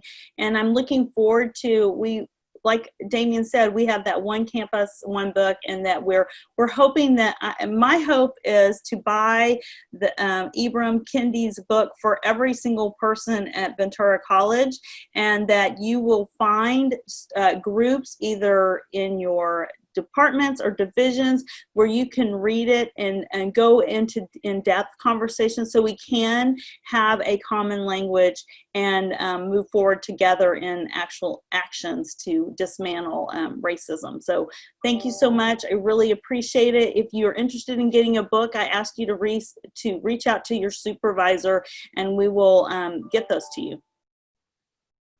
All right. Thanks, Gigi, and we'll hand it back over to you, Jennifer.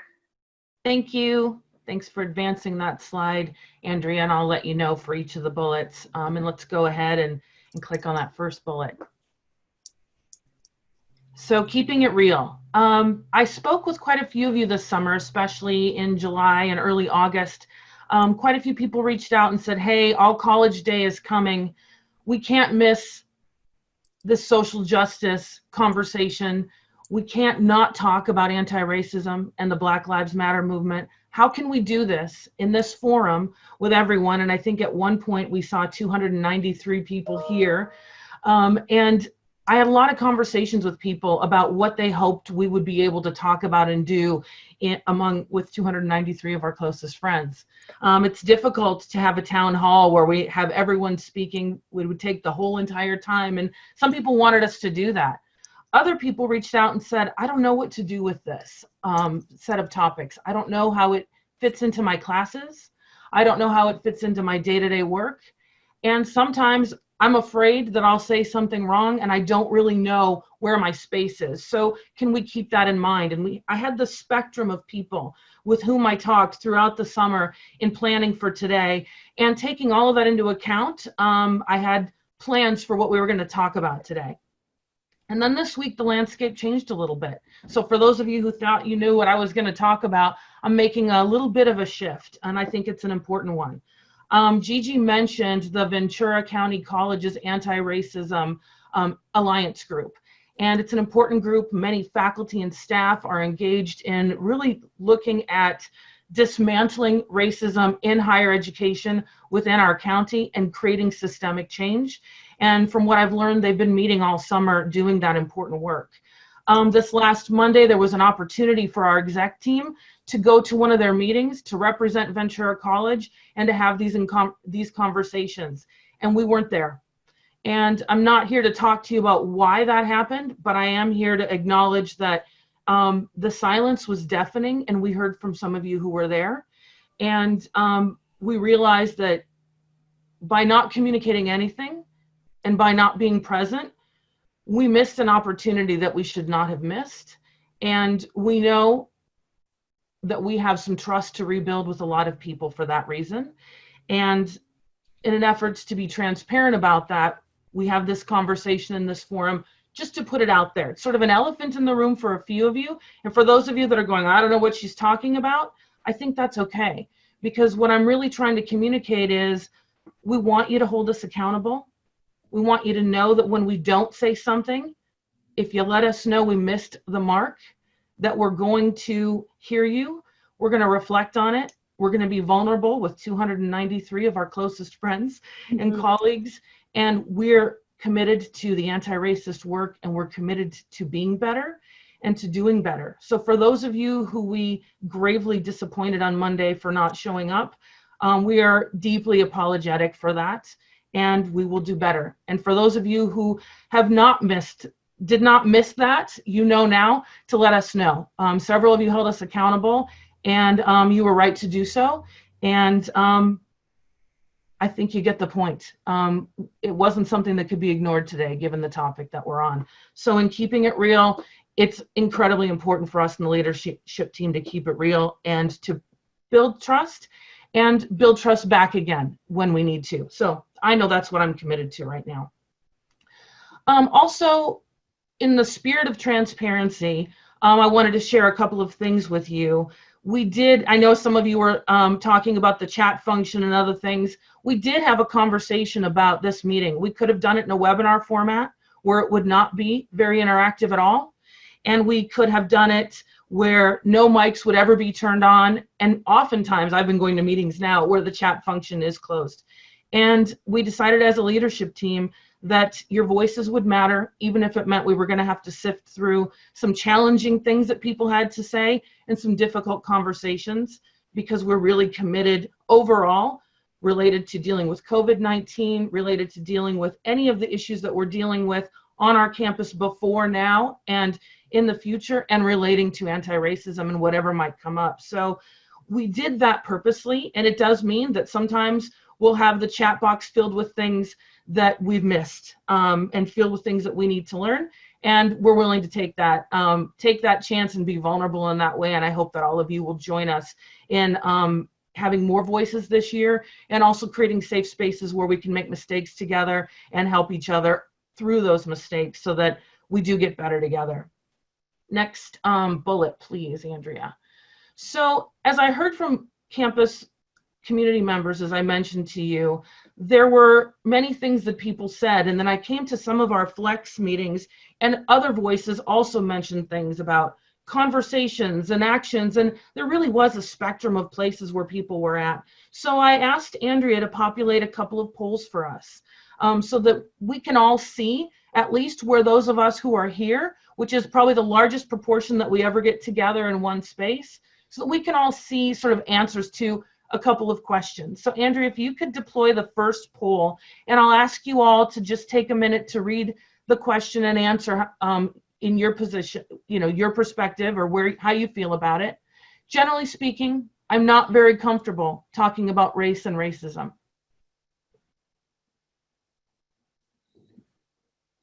I don't think you all can see it right now, but I am tracking when we are close to 100% who have voted so that we can share the responses.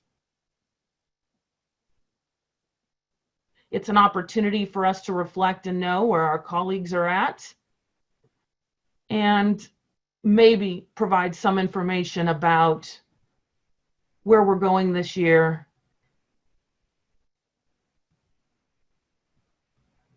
We're at about 2/3, so I'm giving it a couple more seconds.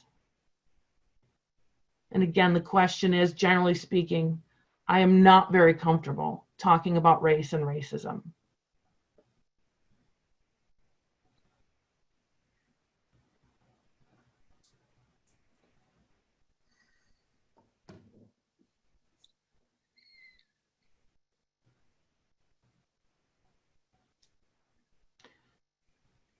So Andrea, I think the trends are pretty clear. Can you go ahead and share with the group? I think you have the controls to do that, to share with the group the results.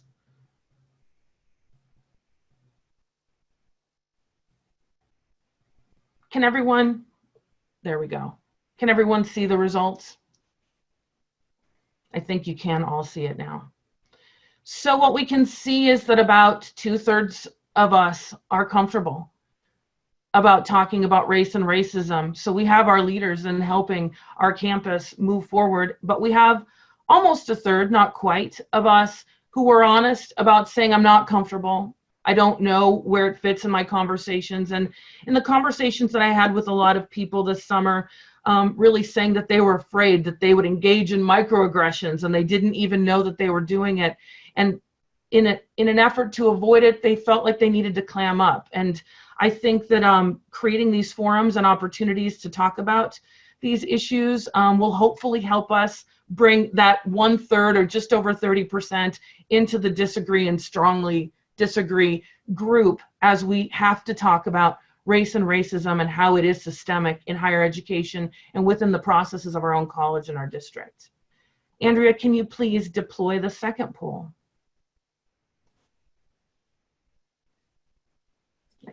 I'm generally not watching the comments, but I noticed JC saying it is a good thing to be uncomfortable. And I agree, we're not going to get to where we need to be without discomfort. Okay, the second question I think you're already seeing. Nope, this is still the first one. Let's grab poll number 2. This is the first time I've asked Andrea to do more than one poll at a time. There we go. Poll number 2. Go ahead and deploy that one. I am not sure how I can integrate social justice or anti-racism in my day-to-day work or in my class curriculum at Ventura College. Many people brought this up, not only on our campus, but in many of the forums that I engaged in statewide on the topic of anti-racism, feeling that their disciplines or their jobs or their duties really didn't lend themselves for them to be a part of this conversation or affect change or integrate the topics of Black Lives Matter or anti-racism. And it came up frequently as a theme and something that people don't want to say out loud. And so this gives us a chance to anonymously say it out loud so we can see where our colleagues are at. And most people, I think, have responded. Why don't we go ahead? I think the trends are pretty clear. Why don't we go ahead and share those results when you get a chance there. So we're kind of split. A little more than 50% disagreed with this statement, but 46% of those of you who had a chance to respond are still grappling with how you can integrate the Black Lives Matter movement conversations, anti-racism, being an ally, maybe more importantly, being an anti-racism advocate in your day-to-day work and in your classes. A lot of people talk about things like STEM and math and that there's no place for it, but we have STEM and math faculty who are going to share with us throughout this year that there is place for that. But I think it's important for us not to, in this moment, talk about how you can do it, but to show where the pulse of the campus is so that we have a sense for where our work is together, so that we can begin to have those conversations together. And I know it's more than conversations, and some of you may be typing it and may be thinking it, but it goes beyond conversations, it goes beyond action, or it goes beyond conversation to action. So let's go ahead with the third bullet.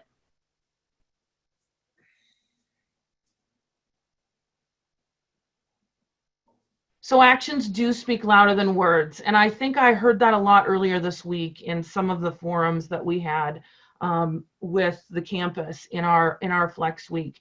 Many people, and we can see that not everyone is in the same place, but many people said, it's time to stop talking, it's time to start doing. And many of those folks talked about some of those things that we could do. And as you can see, not everyone is ready for, they haven't even moved beyond the talking conversation, but we clearly need to engage in actions. One of the ways that many of you could engage in those actions is to reach out and see if you could join that group that Gigi talked about earlier, the Ventura County Colleges Anti-Racism Alliance. We have a lot of faculty and staff who are a part of that group, and I know that if you put your name in the chat, they will reach out to you and let you know how to get involved. They're all about doing the work and focusing on anti-racism, and they're, I believe, looking for more people to be a part of that systemic change and action. Other things that we're doing, last year, many of you know, we revised and got approved our equity budget. And within that, we integrated a lot of actions. There's been a lot of talk this summer about all the community colleges needing to engage in changing their equity plans. And I think Ventura College had the opportunity to more recently change ours. Some of the things that were highlighted, and there are many things that were actions, is we really need to look at our hiring practices. We need to look at them from the level of recruitment to the first screening, to the next screening, to interviewing, and to selection. And right now there is a consultant group that's working with HR, and many of us are working with them to turn that process upside down and integrate equity into those actions. And the more we know from those of you who feel passionately about this so that we can influence that change, the better. So we do need to engage in that activity. I know I've been obnoxiously loud on this front in the meetings that I've been in so far and don't intend to stop that. But there's more than just at the district, at the college, we really need to look at our practices. Another thing that was mentioned in the equity plan was simplifying the new student process. If any of us have applied or gone through that process, you know how incredibly difficult it is. If any of you tried to help your child do it and you couldn't do it in terms of application and going through the process, you know it's difficult. So I think that removing barriers so that students can get in is a really good effort that we can be engaged in, that the equity plan has called out. Also actively understanding why people are dropping or why they're withdrawing from classes. What's going on? Are those the students that we're reaching out to figure out what the barriers were? What can we do actively to engage them so that we are not losing students who otherwise have decided that our campus is not friendly or a safe place for them? One last thing in the equity plan was a focus on zero textbook cost and lending library and other things like that. And many of you have already heard me say this, but I'm really proud of the fact that right now in the fall, Ventura College has 26%, maybe more now, but I believe 26% of its classes are being taught at the zero textbook cost level with that little icon on the course, up from between 10 to 12 last year, up to 26%. Not only that, we have an enormous lending library that fills in the gap probably for another 25 to 50% of the classes for our students. So more work like that and action like that we've been doing is critical.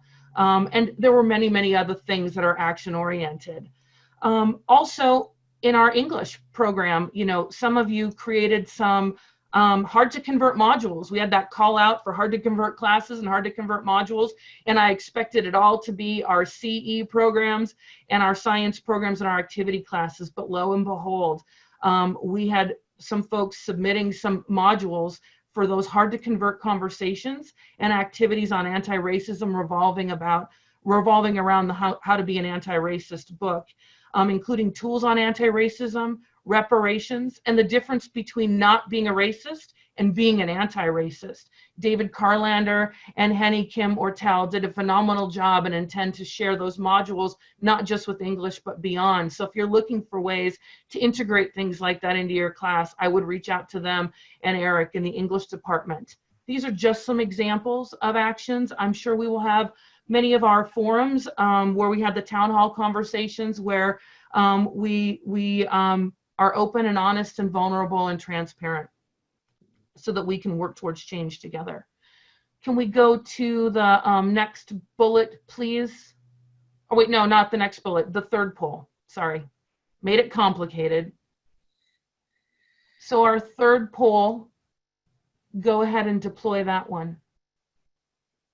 My level of confidence in the Ventura College leadership team to effectively address social justice and anti-racism is. We need to know where you're at and what we can do. And we need you all to know where you're at and what we should do. And I'm hoping that we can deploy this poll periodically throughout the year to see if we've moved that dial on building your trust through transparency and action.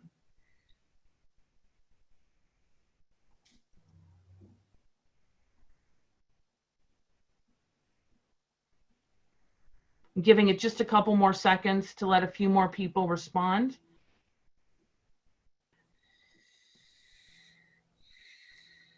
I heard a sigh. I feel that sigh.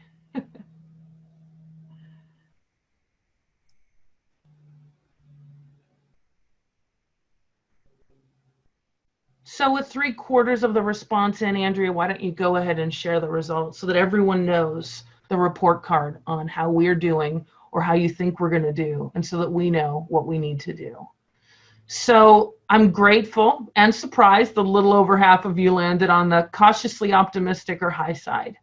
But obviously we need to focus on the other half, almost half, who would like to see much more from us. And we have our marching orders. So I know it's an odd thing to put a poll like this out and to call people out, but I think it's really important that we really have sort of our baseline for what you expect of us and to show you that we want to know and we want to do the work that we need to do. And now we've all got it and we've recorded it. So we know that we have our work to do in this. One last thing, let's move to the fourth bullet. And this is an opportunity where I hope you will all exercise using your chat. Long sentences we won't as easily be able to catch, but I'm asking you to let us know in the next minute, what should your VC leaders do, an action step, to foster social justice and to act as anti-racism advocates? Please use the chat to express your position in just a few words. We've recorded it. We will review it.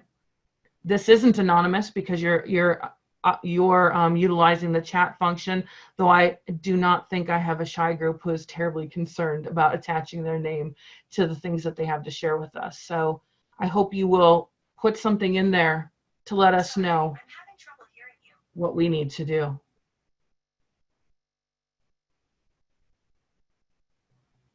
Show up.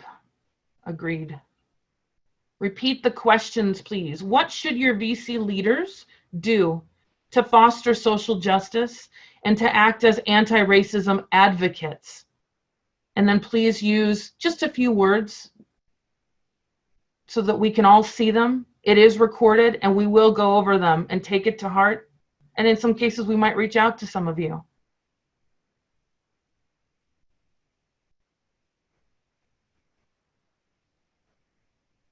A lot of you are talking about diversity in hiring. A lot of you are talking about us modeling and being role models. Could not agree with you more. Started this week off not as well as hopefully we will end this week and continue into the semester. Listen, learn, and empathize. Listen. Provide training, create opportunities. So there's going to be a lot in there, and obviously I'm not going to be able to go through and read each of them, but you can read them. We're going to be able to go back and read them. This is going to be a public link for people to see. So hopefully, to some extent, it is evident to our campus that the leadership team is committed to anti-racism, committed to social justice, committed to learning what we don't know, and committed to modeling, building trust with you, being transparent and being vulnerable as we move forward together in what's going to be a really important year for all of us in so many ways. Thank you.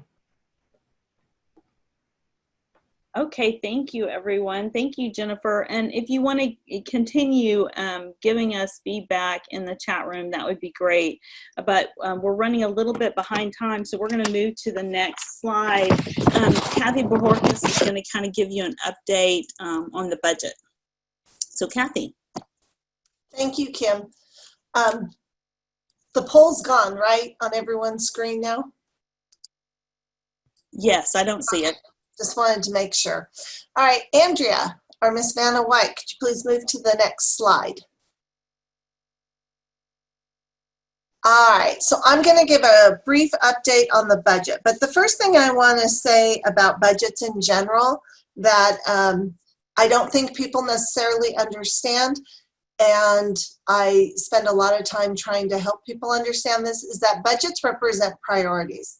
They represent what they should match up and represent the vision and the goals of an organization. Anyone who has a budget, I can know so much about you if I look at your budget, because I know where you spend your time and your money is what is a priority to you. So know that our budget is supposed to reflect our priorities as we move forward. And we'll continue to do that as we go through the year. So this first slide, just a quick summary on the state budget. We are in interesting times, right? Times we've never been in before, as far as the pandemic, the quick impact that it's had on the economy. Chancellor Gillespie showed that slide about the economy and the unemployment rate in California. So our state adopted a budget this year. And I'm going to go over some of the highlights, but I want to say in general that I think that our state, in a sense, is kicking the can down the road and not dealing with issues that perhaps they should be addressing more directly. But our budget for this year, it does preserve our funding for our student-centered funding formula at the 1920 levels. As far as our dollars that we're getting, we are basically, as a district, going to get about exactly the same or off just very little of what we got last year. It does not include enrollment growth. It does not include a COLA, even though there is a statutory COLA.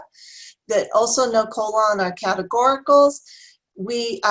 It includes, the nice thing it does do is that the governor and the legislature redirected some funds to help buy down the pension costs. There were going to be increase in rates for our STRS and PERS contributions that the district makes on behalf of all of us as employees.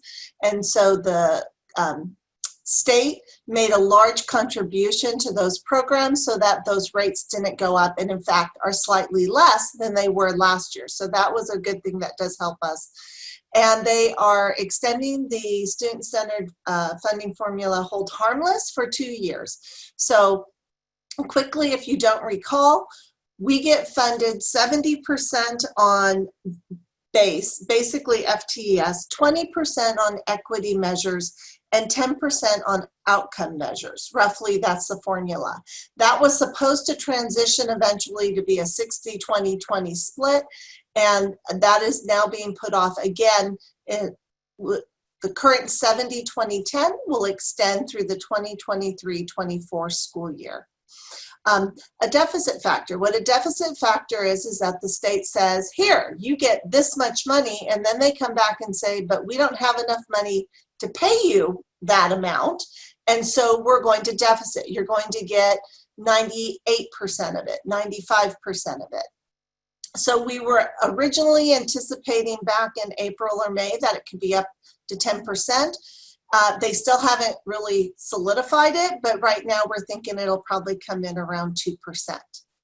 Okay, the state budget relies heavily on spending deferrals and anticipated federal funding. And I'm going to talk about that more in a minute because I think it's important we all understand what that means for us. And again, right now they're saying, oh, you're going to get what you got last year. But there is the possibility, they have done it in the past, where we have mid-year cuts. So right now we're being cautiously optimistic that what they're telling us is going to happen. Next slide, please. Okay, so deferrals. What deferrals are is basically, think about it if you have a car payment. You have a payment for 12 months of the year, and you are in a financial crisis, perhaps you've lost your job or your income is down, and someone comes to you and says, don't worry, you can skip 2 months. So this year you can pay us 10 months. It doesn't mean you don't still owe it eventually. It means this year you only have to pay 10 times. And next year you're going to have to go back to paying 12 times. So what the state is doing to help the state, not the college, the state, is they're doing deferrals. They are basically telling all of the community colleges that we're not going to give you cash. So they are deferring over $1.4 billion that they are not going to give us cash for in 2021, that they're not going to pay us till 21-22. And these are the time frames that you can see when they're going to defer it. So what that does is, for us, we still need to show it that we're expecting revenue, but now we're saying that they're going to give us a receivable we're going to get in the future, and we have to come up with the cash to cover our bills that we have every month. That can come from reserves, that can come from temporary loans that you get to help you throughout the year to meet your cash needs. The state's also counting on that the federal government is going to come in and pass a relief bill that is going to give the state money, and the community college portion of that is $791 million. If the federal government does not give us the $791 million for community colleges, then the state's going to add more deferrals and push more of the cash that they're not going to give us into a coming year. So as a district, we will be okay in the sense that we have reserves and we can borrow to pay our bills. So these deferrals are not going to in any way stop us from paying our bills, for all of us getting paid at the end of every month throughout the year. But it does put the burden on all of the community colleges to go out and borrow money and pay an interest rate as opposed to the state. The other concern with this is I told you, it's only a one-year solution. So what happens when we get into 2021-22 if the economy and the revenues to the state have not turned around is the problem they're not dealing with now, which is low revenues. They're not, they're going to have to deal with it down the roads. Hence my little guy who's kicking the can down the road. So I wanted you to understand this because what the state does with this in the future, again, will affect us as a district. Okay, next slide. Thank you, Andrea. Okay, so this, just for you to know how much revenue we're getting from the state. So I told you the state is giving us, they're saying they're holding us harmless and will give us what they gave us last year. So when we started this student-centered funding formula, there was a calculation. It's a TCR is total computational revenue. So basically what the state has said is you'll get the better of the hold harmless or a calculation under SCFF. And so for us, our hold harmless is what we got in 17-18, and then you just add the COLA every year. And as you can see in the middle column, at tentative, we thought we were getting the COLA for fiscal year 21, and we thought we were going to get 3.7 million. Now that the state's adopted their budget, they have said that they're doing a zero COLA. So when they say you're getting what you got last year, it's at 163.1 million in the adopted budget column for fiscal year 2021 compared to fiscal year 1920. And then there are some other areas that get some funds in there. So in essence, as a district, last year for adoption, we had $170.5 million to be dispersed and cover all our needs. At tentative, we thought it was going to be closer to 176 million, and now for adoption, it's going to be 170, almost 0.3. Okay, and then the Ventura College allocation, you can see I added, was last year's adoption, we got about 52.3. Tentative, there's that figure, and actually I don't know what we're getting yet for adoption because the district office is currently working on those calculations. We get the three colleges, the way our funding is we get the 170 million, and then there are some direct costs that come off the top, utilities, district office, what we consider district-wide services, which include police and legal fees, insurance costs, those kinds of things. That comes off the top, and then the rest is split by a formula among the three colleges. And so that's what I'm waiting for. We do have some challenges this year with the pandemic. The police services is not getting parking revenue, which helps offset the cost of our police department district-wide. So that's been part of the issues, is trying to assess our budget and figure out how we're going to make up for that lost income for that area. Okay, go ahead, next slide. Okay, so for us, just some plain considerations. What I want to stress for you is the information on that previous slide is all what we call our unrestricted funding. It's the funds that come directly from the state and can be used for any purpose. Our campus, 90% of those funds that we get go to salary and benefits. Positions, extra hours, part-time faculty, provisionals, overtime, anything that's paid through payroll is about 90% in our budget. So that doesn't leave us a lot to adjust. But there are things we can do. So when we are looking and planning our budget, we look at the impacts on the budget, obviously the economic challenges, enrollment, step and column increases, which is if you're at a natural increases that happen if you are moving from step 4 to step 5, things like that, or down the column. And then of course the impact of COVID that's had on our campus here and the costs associated with it.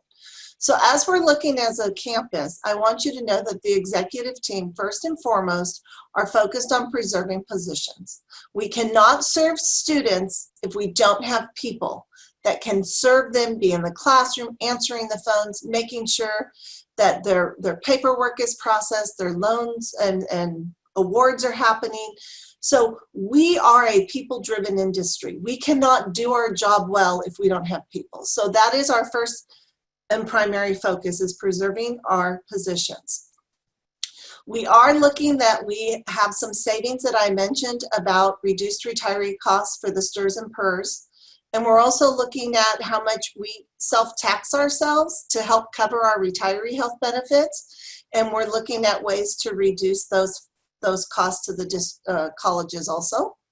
We are seriously looking at every vacancy and either maybe delaying it, putting it off, assessing the need. And so every month a position isn't filled, there's a little salary savings in our budget that can help us down the line. We're reducing expenditures, but again, our unrestricted budget, only 10%. This is 10% of that. Well, except for the payroll costs. So we have done a ban on hiring student workers using unrestricted funds. We're trying to leverage our federal work study, and only under special circumstances are we using unrestricted for student workers. We're looking at every provisional request to decide. We are not allowing any travel unless it's absolutely essential. And actually right now this semester, a lot of it's being Zoom and has greatly reduced our costs. So that's great. We can still get the training without the cost. And we're just kind of looking at everything. And we're trying to optimize our categorical resources, which are our restricted funds, if you hear that. Those funds can be used for very specific things, but it can do a lot to help us support our students, and especially in areas of equity and service to special populations. So we will be trying to optimize those to make sure that the needs of the students are being met. And we have what is a kind of a safety net. As the state's been working through this whole student-centered funding formula, they've been making adjustments frequently to how much the calculation is for each college. And during 1920, we received 2.4 million more funds tied to final calculations on 2018-19. So that for our college is sitting there as an opportunity to be a reserve for our college to take care of some things to make sure we're positioned well this year, which we aren't worried about this year. We're very worried about next year if the state's funding doesn't improve, that will help carry us into next year and protect us next year too. And then specifically to COVID, we did want to let the campus know that we've gotten some funds. There's the federal CARES grant. It's 2.29 million direct support awards to students, which we're excited is getting awarded daily. And then institutional support, which has really helped with a lot of our training, buying computers, Chromebooks, things like that, PPE, all those things. And then we also have 300,000 that we got because we're a Hispanic Serving Institute. And part of the state's adopted budget is they did do a COVID block grant. And we just found out our portion for Ventura College is $980,000, and we're working on our plan for that also. So that's how we're going to deal with this year. And keep an eye out, a plug for the Budget Resource Committee. We put a lot of information in our handouts, so you don't necessarily have to come to the meetings, but I would suggest, keep an eye on our handouts so that you can keep informed. Now I'm going to switch it over actually to I wanted to touch base on facilities. In case you don't know, we are having a lot of facilities. Yes. Before moving to facilities, can you address, there is a question in the chat room about the money savings from CalPERS and kind of where it went, what is it covering, why does that not cover some of our deficits that might come down from the Chancellor's office? Okay, so the money that is being saved from switching over to the CalPERS health plan is the money being used to fund the 2%, 6%, and 2% raises from last year, this year, and next year. So that is, as the negotiations, that was part of it, is that they were basically saying that the savings from the health benefits would be able to fund the increases in salaries. Okay, thank you for that, Kim. I wasn't going to try to also watch the chat room because I would have gotten tongue-tied. So anything else, let me know. All right, so anyway, back to facilities. Our FMO crew have been on site doing things all summer long. The biggest project we have going that we've got a contractor for is we are finally putting HVAC in the science building labs, that main, and replacing it, so any area that was air conditioned off the main unit will have better air conditioning and the whole building will have better heat. So that's really exciting for us. We're also working on maintenance, replacing the air conditioning chiller for the LRC so that the air conditioning in that building will also be improved. And we've just done all kinds of things. They've been working on things in the cafeteria related to the Associated Student Government and all kinds of activities. Switching to our next slide, I'm going to start us on our general updates on COVID and just let you know also that as far as facilities goes, we have gone around, we have signs everywhere, we have determined occupancies for restrooms and classrooms, we have ordered tons of dispensers for hand sanitizer, those are getting put up, and the departments have, with or without the help of the FMO crew, have been marking off spacing for where people should stand come Monday, so that will be prepared. So that is it on my part of the COVID update, and so I would like to invite Jennifer and Damien. I'm not sure. One last thing, a recap on the HVAC for the science building. That's a question in the chat.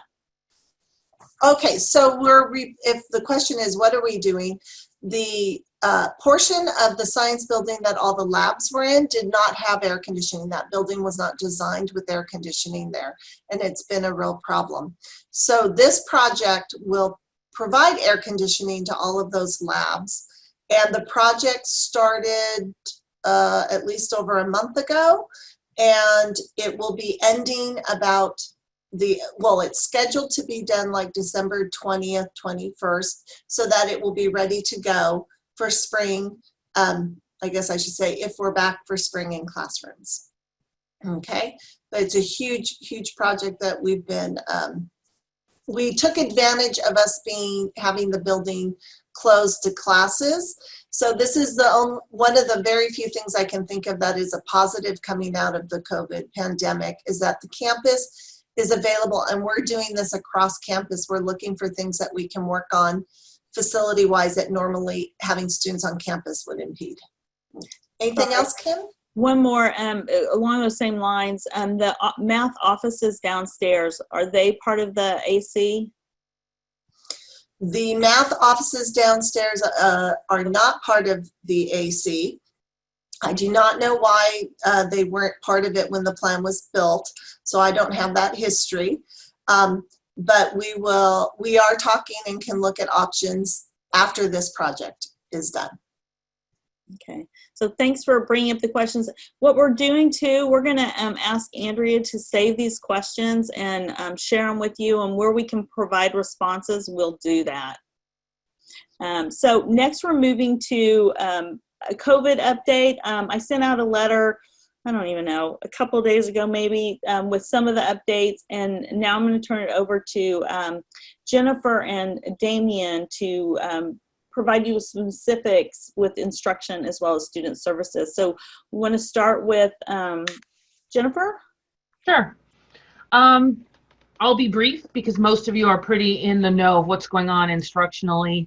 We're 95% online. Some of our CE programs have several or a few sessions where they're meeting in person. I think we're down to only one of our sciences having some sessions, very limited sessions being on campus, and a few others, especially in the arts. As you can imagine, you don't want to have people firing their ceramics in their own ovens. We don't want people rebuilding engines in their living rooms. So we've worked with our programs to make sure that what we could do safely in person, we've accomplished, or we will be accomplishing. We'll all see starting next week. And then throughout the campus, many of the faculty worked on creating these hard to convert modules, which I alluded to earlier.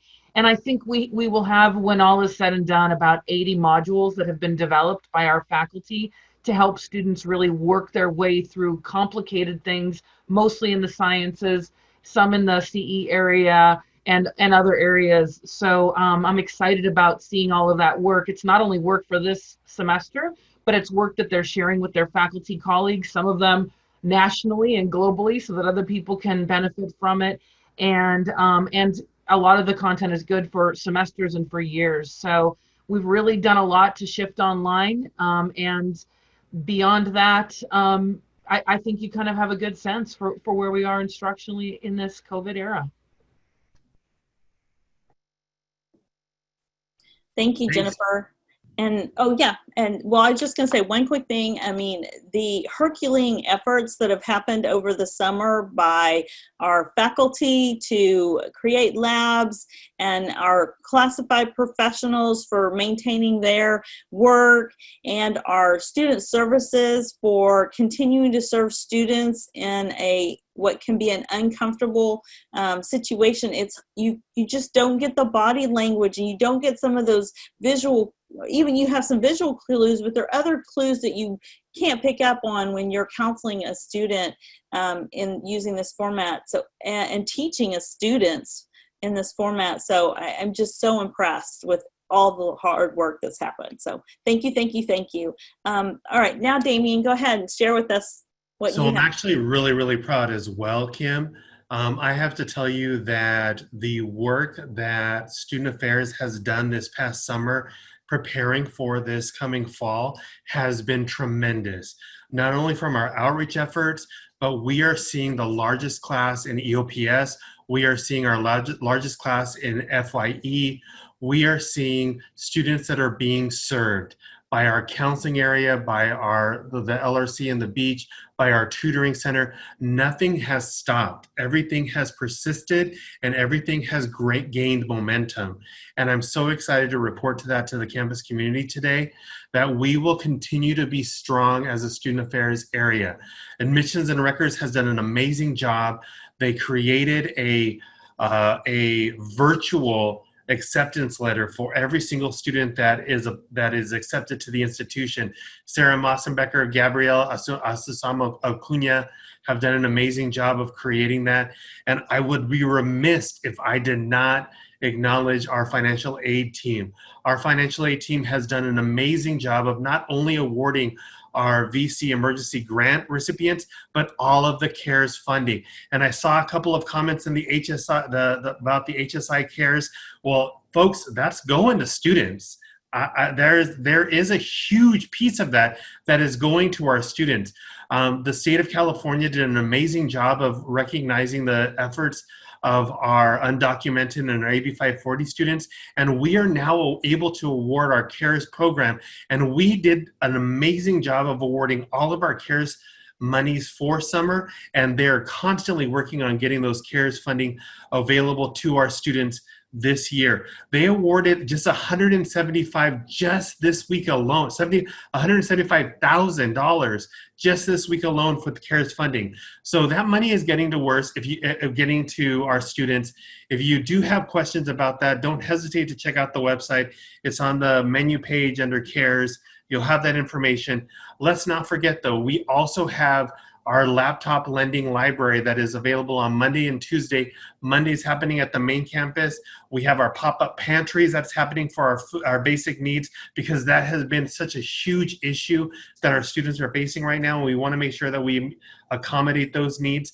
But also we have our VC East campus, which is equally as important, and making sure that we are two campuses, one college, and where we have our laptop lending and we have our welcome back days that is happening, where our students can not only receive their pop-up pantry for their food basic needs, their laptop, but they can also get a free t-shirt, as well as all of our faculty and staff receive their free t-shirt and their mask.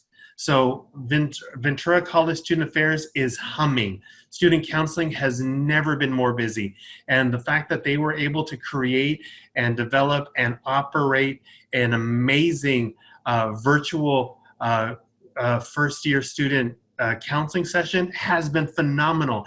And the reception has been great, not only through our students, but also throughout the county. So kudos to Student Affairs. kudos to the team that we're working hard, and we're making sure that we're delivering the best resources to our students. Thank you so much.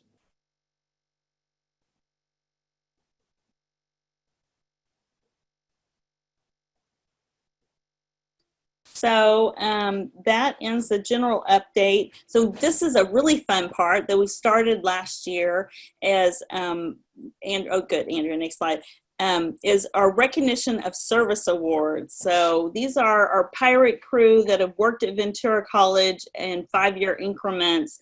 And, you know, we really appreciate and want to recognize their work. So we'll start with our 5 and 10 years, and that's Kathy.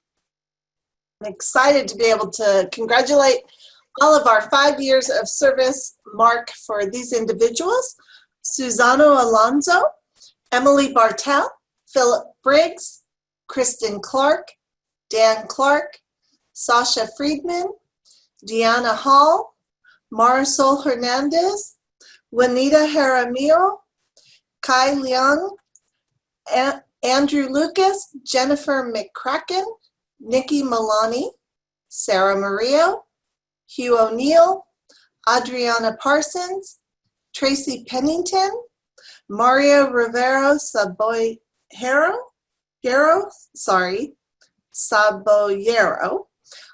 Andrea Roberts, Erica Ruiz, Lazaro Salinas, David Sanchez, Iona Schmidt, Chad Stangeland, Kelly Wellman, and Lynn Wright. So those are our 5-year marks of service. Thank you for your service to Ventura College and the district. How about 10 years? All right, 10 years. We have Sharon Beignon, Ken Drake, Joe Esquivel, Crenley Guzman Gonzalez, Grant Jones, Amanda Martin, Stephen Mushagian, Kelly Neal, Brent Wilson, and Jen Chi Wu. So that's our 10 years. Thank you for your years of service to Ventura College and the district. And oops, wait a minute. Something happened there. Oh, 15 years. So Jennifer, you're reading 15 years. We gave you just one. We didn't divide this very well. Okay, 15 years, Michael McCain. Come on down, I wish, right? Gosh, craziness. We'll get this someday. Next, we have 20 and 25 years. Damien.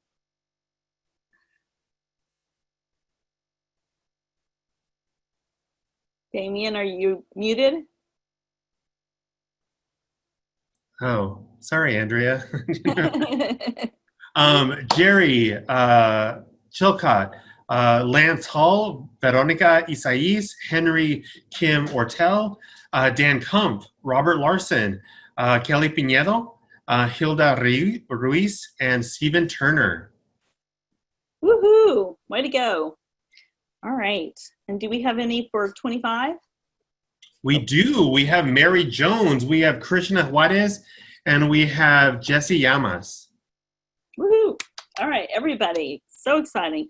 Okay, so then I have the next part, 35 years of service, and we have Mark Pauley. Yay, Mark! We're so excited. Thank you for your many years of service. And Andrea's been working on, I don't know whether it's in yet, but for our faculty and employees that are 35 years of service, they get a PE in, like a writing utensil that acknowledges their service. And it's nice. It's in a little case. So we will get that to you, Mark. And then we have our 35 plus years. So next slide. And they received their PE in last year, but we have Eloisa Limon, Robert Valderrama, Octavio Garcia, and Paula Munoz. So, I mean, if you need to hear about the history of Ventura College, especially in our 95th years, we have some wonderful faculty and classified professionals that have that history and can help move us forward in a new and better direction. So thank you very much for your years of services. We are going to put the PINS, the PINS, and maybe the PENS for Mark in supervisor boxes, and we'll ask the supervisors to work with you individually to collect your pins. So thank you again for your years of service. Can we do a Greg clap, a virtual clap? It's amazing. It's amazing. And it's a true testament to what it is to work for Ventura College, because I have no doubt if this wasn't your passion and this wasn't your, and you didn't enjoy your work, that we would not have such longevity at our college. So thank you so much. So that is really, and I think, oh gosh, we're early. That is really kind of the end of our presentation. I'm gonna I know that Libby wanted to make sure everybody's aware about the Welcome Back College Days. I don't know, Andrea, if you want to unmute Libby so she could just remind everybody. And at that event, we have a 95th anniversary with this logo t-shirts, and we have masks if you've not already received them. So Andrea, can you unmute Libby? Yes, I'm here, and thank you. Hi, everybody. Just a reminder, this upcoming Monday and Tuesday, we'll be celebrating Welcome Back Days drive-through style. So Monday from 11 to 1, and then from 4 to 6, we'll be at main campus in the east parking lot. And students, staff, and faculty will be able to drive through entering from Day Road, and then pick up a VC Pirate Pride t-shirt, a mask, and we have goodie bags for our students that are filled with snacks and other VC Pirate Pride swag.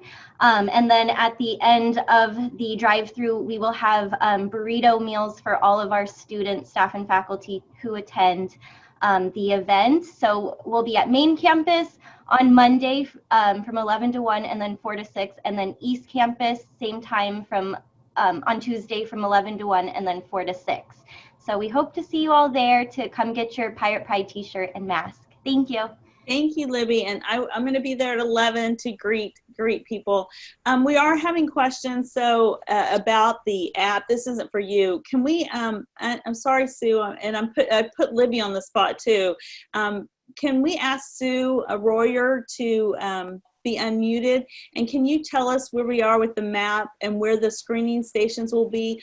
Fortunately, on Monday, it's going to be the health science, and I believe we're going to have students up at the WAM building, but I'm going to let Sue talk about that. Sue, and the app. Okay, well, very quickly, I do believe that the app is live now, so if you haven't already done it, you do need to download the MyVCCD mobile app on your phone. You may be asked to update it because this is a new part of the app. It is in there. It's pretty self-explanatory in terms of, thank you, Kathy. You are clear and ready to come to campus for your follow-up screening. So basically, the instructions are all on our alerts page. Dr. Hoffman set them out earlier this week with the link. So the Ventura College plan is a little bit different than our sister colleges. I would encourage all of you to take a look at it. If you don't look at all the examples of signage, it's a total of 7 pages and it's not dense reading. So the plan is that on our campus, everybody who comes to campus on that day, before you come to campus, we ask that you go onto your phone and do the self-assessment part of the app. And excuse me, for most of you, you will probably get a green check mark, which says you are cleared and may come to campus for further screening. And what happens at campus is that for students, wherever their classroom is or what building they are going into, most of the face-to-face classes have been put in classrooms that have exterior doors. There will be screening at those classrooms for students. for employees, if you will either be screened if you're faculty at your classroom. If you are not part of instruction, then for most of you, we ask that you go to the Student Health Center. They will have an area outside where they will be doing employee screening. But again, you want to do the app before you come to campus. Yes, good. Did I answer questions? Do we have? There is one question. You know, I'm sure that in researching this app, privacy was at most important. Can you address privacy a little bit? I do know that there are very, very few people who have access to this information. Obviously, Mary Jones is our lead on this. And that was definitely, I'm sure, considered at the time that this app was chosen. I was not actually part of that process, but that is my understanding, and that privacy and all of the regulations regarding privacy have been first and foremost. Right. So there's a couple other questions that maybe you know, I don't know if I need you to address, but I can talk about it. One with the LRC, both at the beach as well as at our East Campus. We're trying, because we see it as an equity issue, to open those up safely. Students will need to make an appointment. They have covers over the keyboard and stuff that are disposables that students can use it, and we're blocking off carousels so that, you know, they'll have the social distancing. So we're doing everything we can to keep people safe. The last part, Andrew Lucas pointed out that that, you know, screening isn't necessarily effective. There's a lot of people that are walking around without showing signs and symptoms or having a temperature, etc. So that's why it's so extremely important that we don't know who has COVID. So it's important that you protect yourself as well as your students and anybody else on campus. So we're asking you to, if somebody is not wearing a mask and not maintaining social distancing, that you help us to make sure that is happening, because it is critical. And if you do get any pushback related to that, we ask that you call campus police. That was in my letter yesterday, the day before, and then that's really important. We have to do this together. So Kim, I'm sorry, Dan. Go ahead. If I could I just want to let everybody know this Health Pass app was a new product, and so we just got some access to it yesterday. So I do want you to know that we will be sending out, to actually get to the little green check mark, you have to click a few more spots than our directions indicate. So we will be modifying that to help people figure out how to get to the green or red or orange check marks. And one question on the LRC Beach, we are, and at East Campus, we are holding off on opening those right now. We haven't gotten a lot of demand, and it will give us an opportunity to finalize our processes and our equipment. You know, we have the Chromebook lending going on. We've had a lot of students do that. So we really haven't had very many students looking to sign up. So we're going to be holding off on that till we finalize our plans opening the beach. Thank you, Kim. Perfect. Thank you, Kathy. All right, so this is kind of the end of our program. We are going to, you know, take a break. At least the faculty are going to take like a 10-minute break. They're going to come back, let me get it right, at onto the same link at 11:40, and the rest of us are going to go about our day of doing what we need to do. But I do want to just leave us with this last thought. You know, I know that, just like Jennifer mentioned, that we have had a lot of conversation around anti-racism and equity, and talk is fine, and we still need to have those conversations, because in looking at the chats and other communications that's happened today, we do have some disconnect there. So I'm hoping that as we can garner our efforts and have the same language, that that not to wait. I think we need to continue to, or not continue to really take action now, but still continue with the conversation. I think they can go on parallel to each other, not one or the other. But what we'll do is we're going to use our student equity plan to make sure that we're meeting the needs of our vulnerable populations, and making sure that our students have a safe place to garner their education and improve their circumstances. So thank you for this work and for helping us do this together, because not one of us can do this alone. It takes everybody. So thank you so much, and have a wonderful day. And I look forward to I won't be on the call, but I'm sure you'll have some great conversations in your department meetings that are happening later, the academic senate of the whole that's happening at 11:40, and then your division meeting. So have a wonderful day, and thanks for coming. Bye. Hey, faculty, I'm going to go grab a quick lunch, and I'll see you back here at 11:40.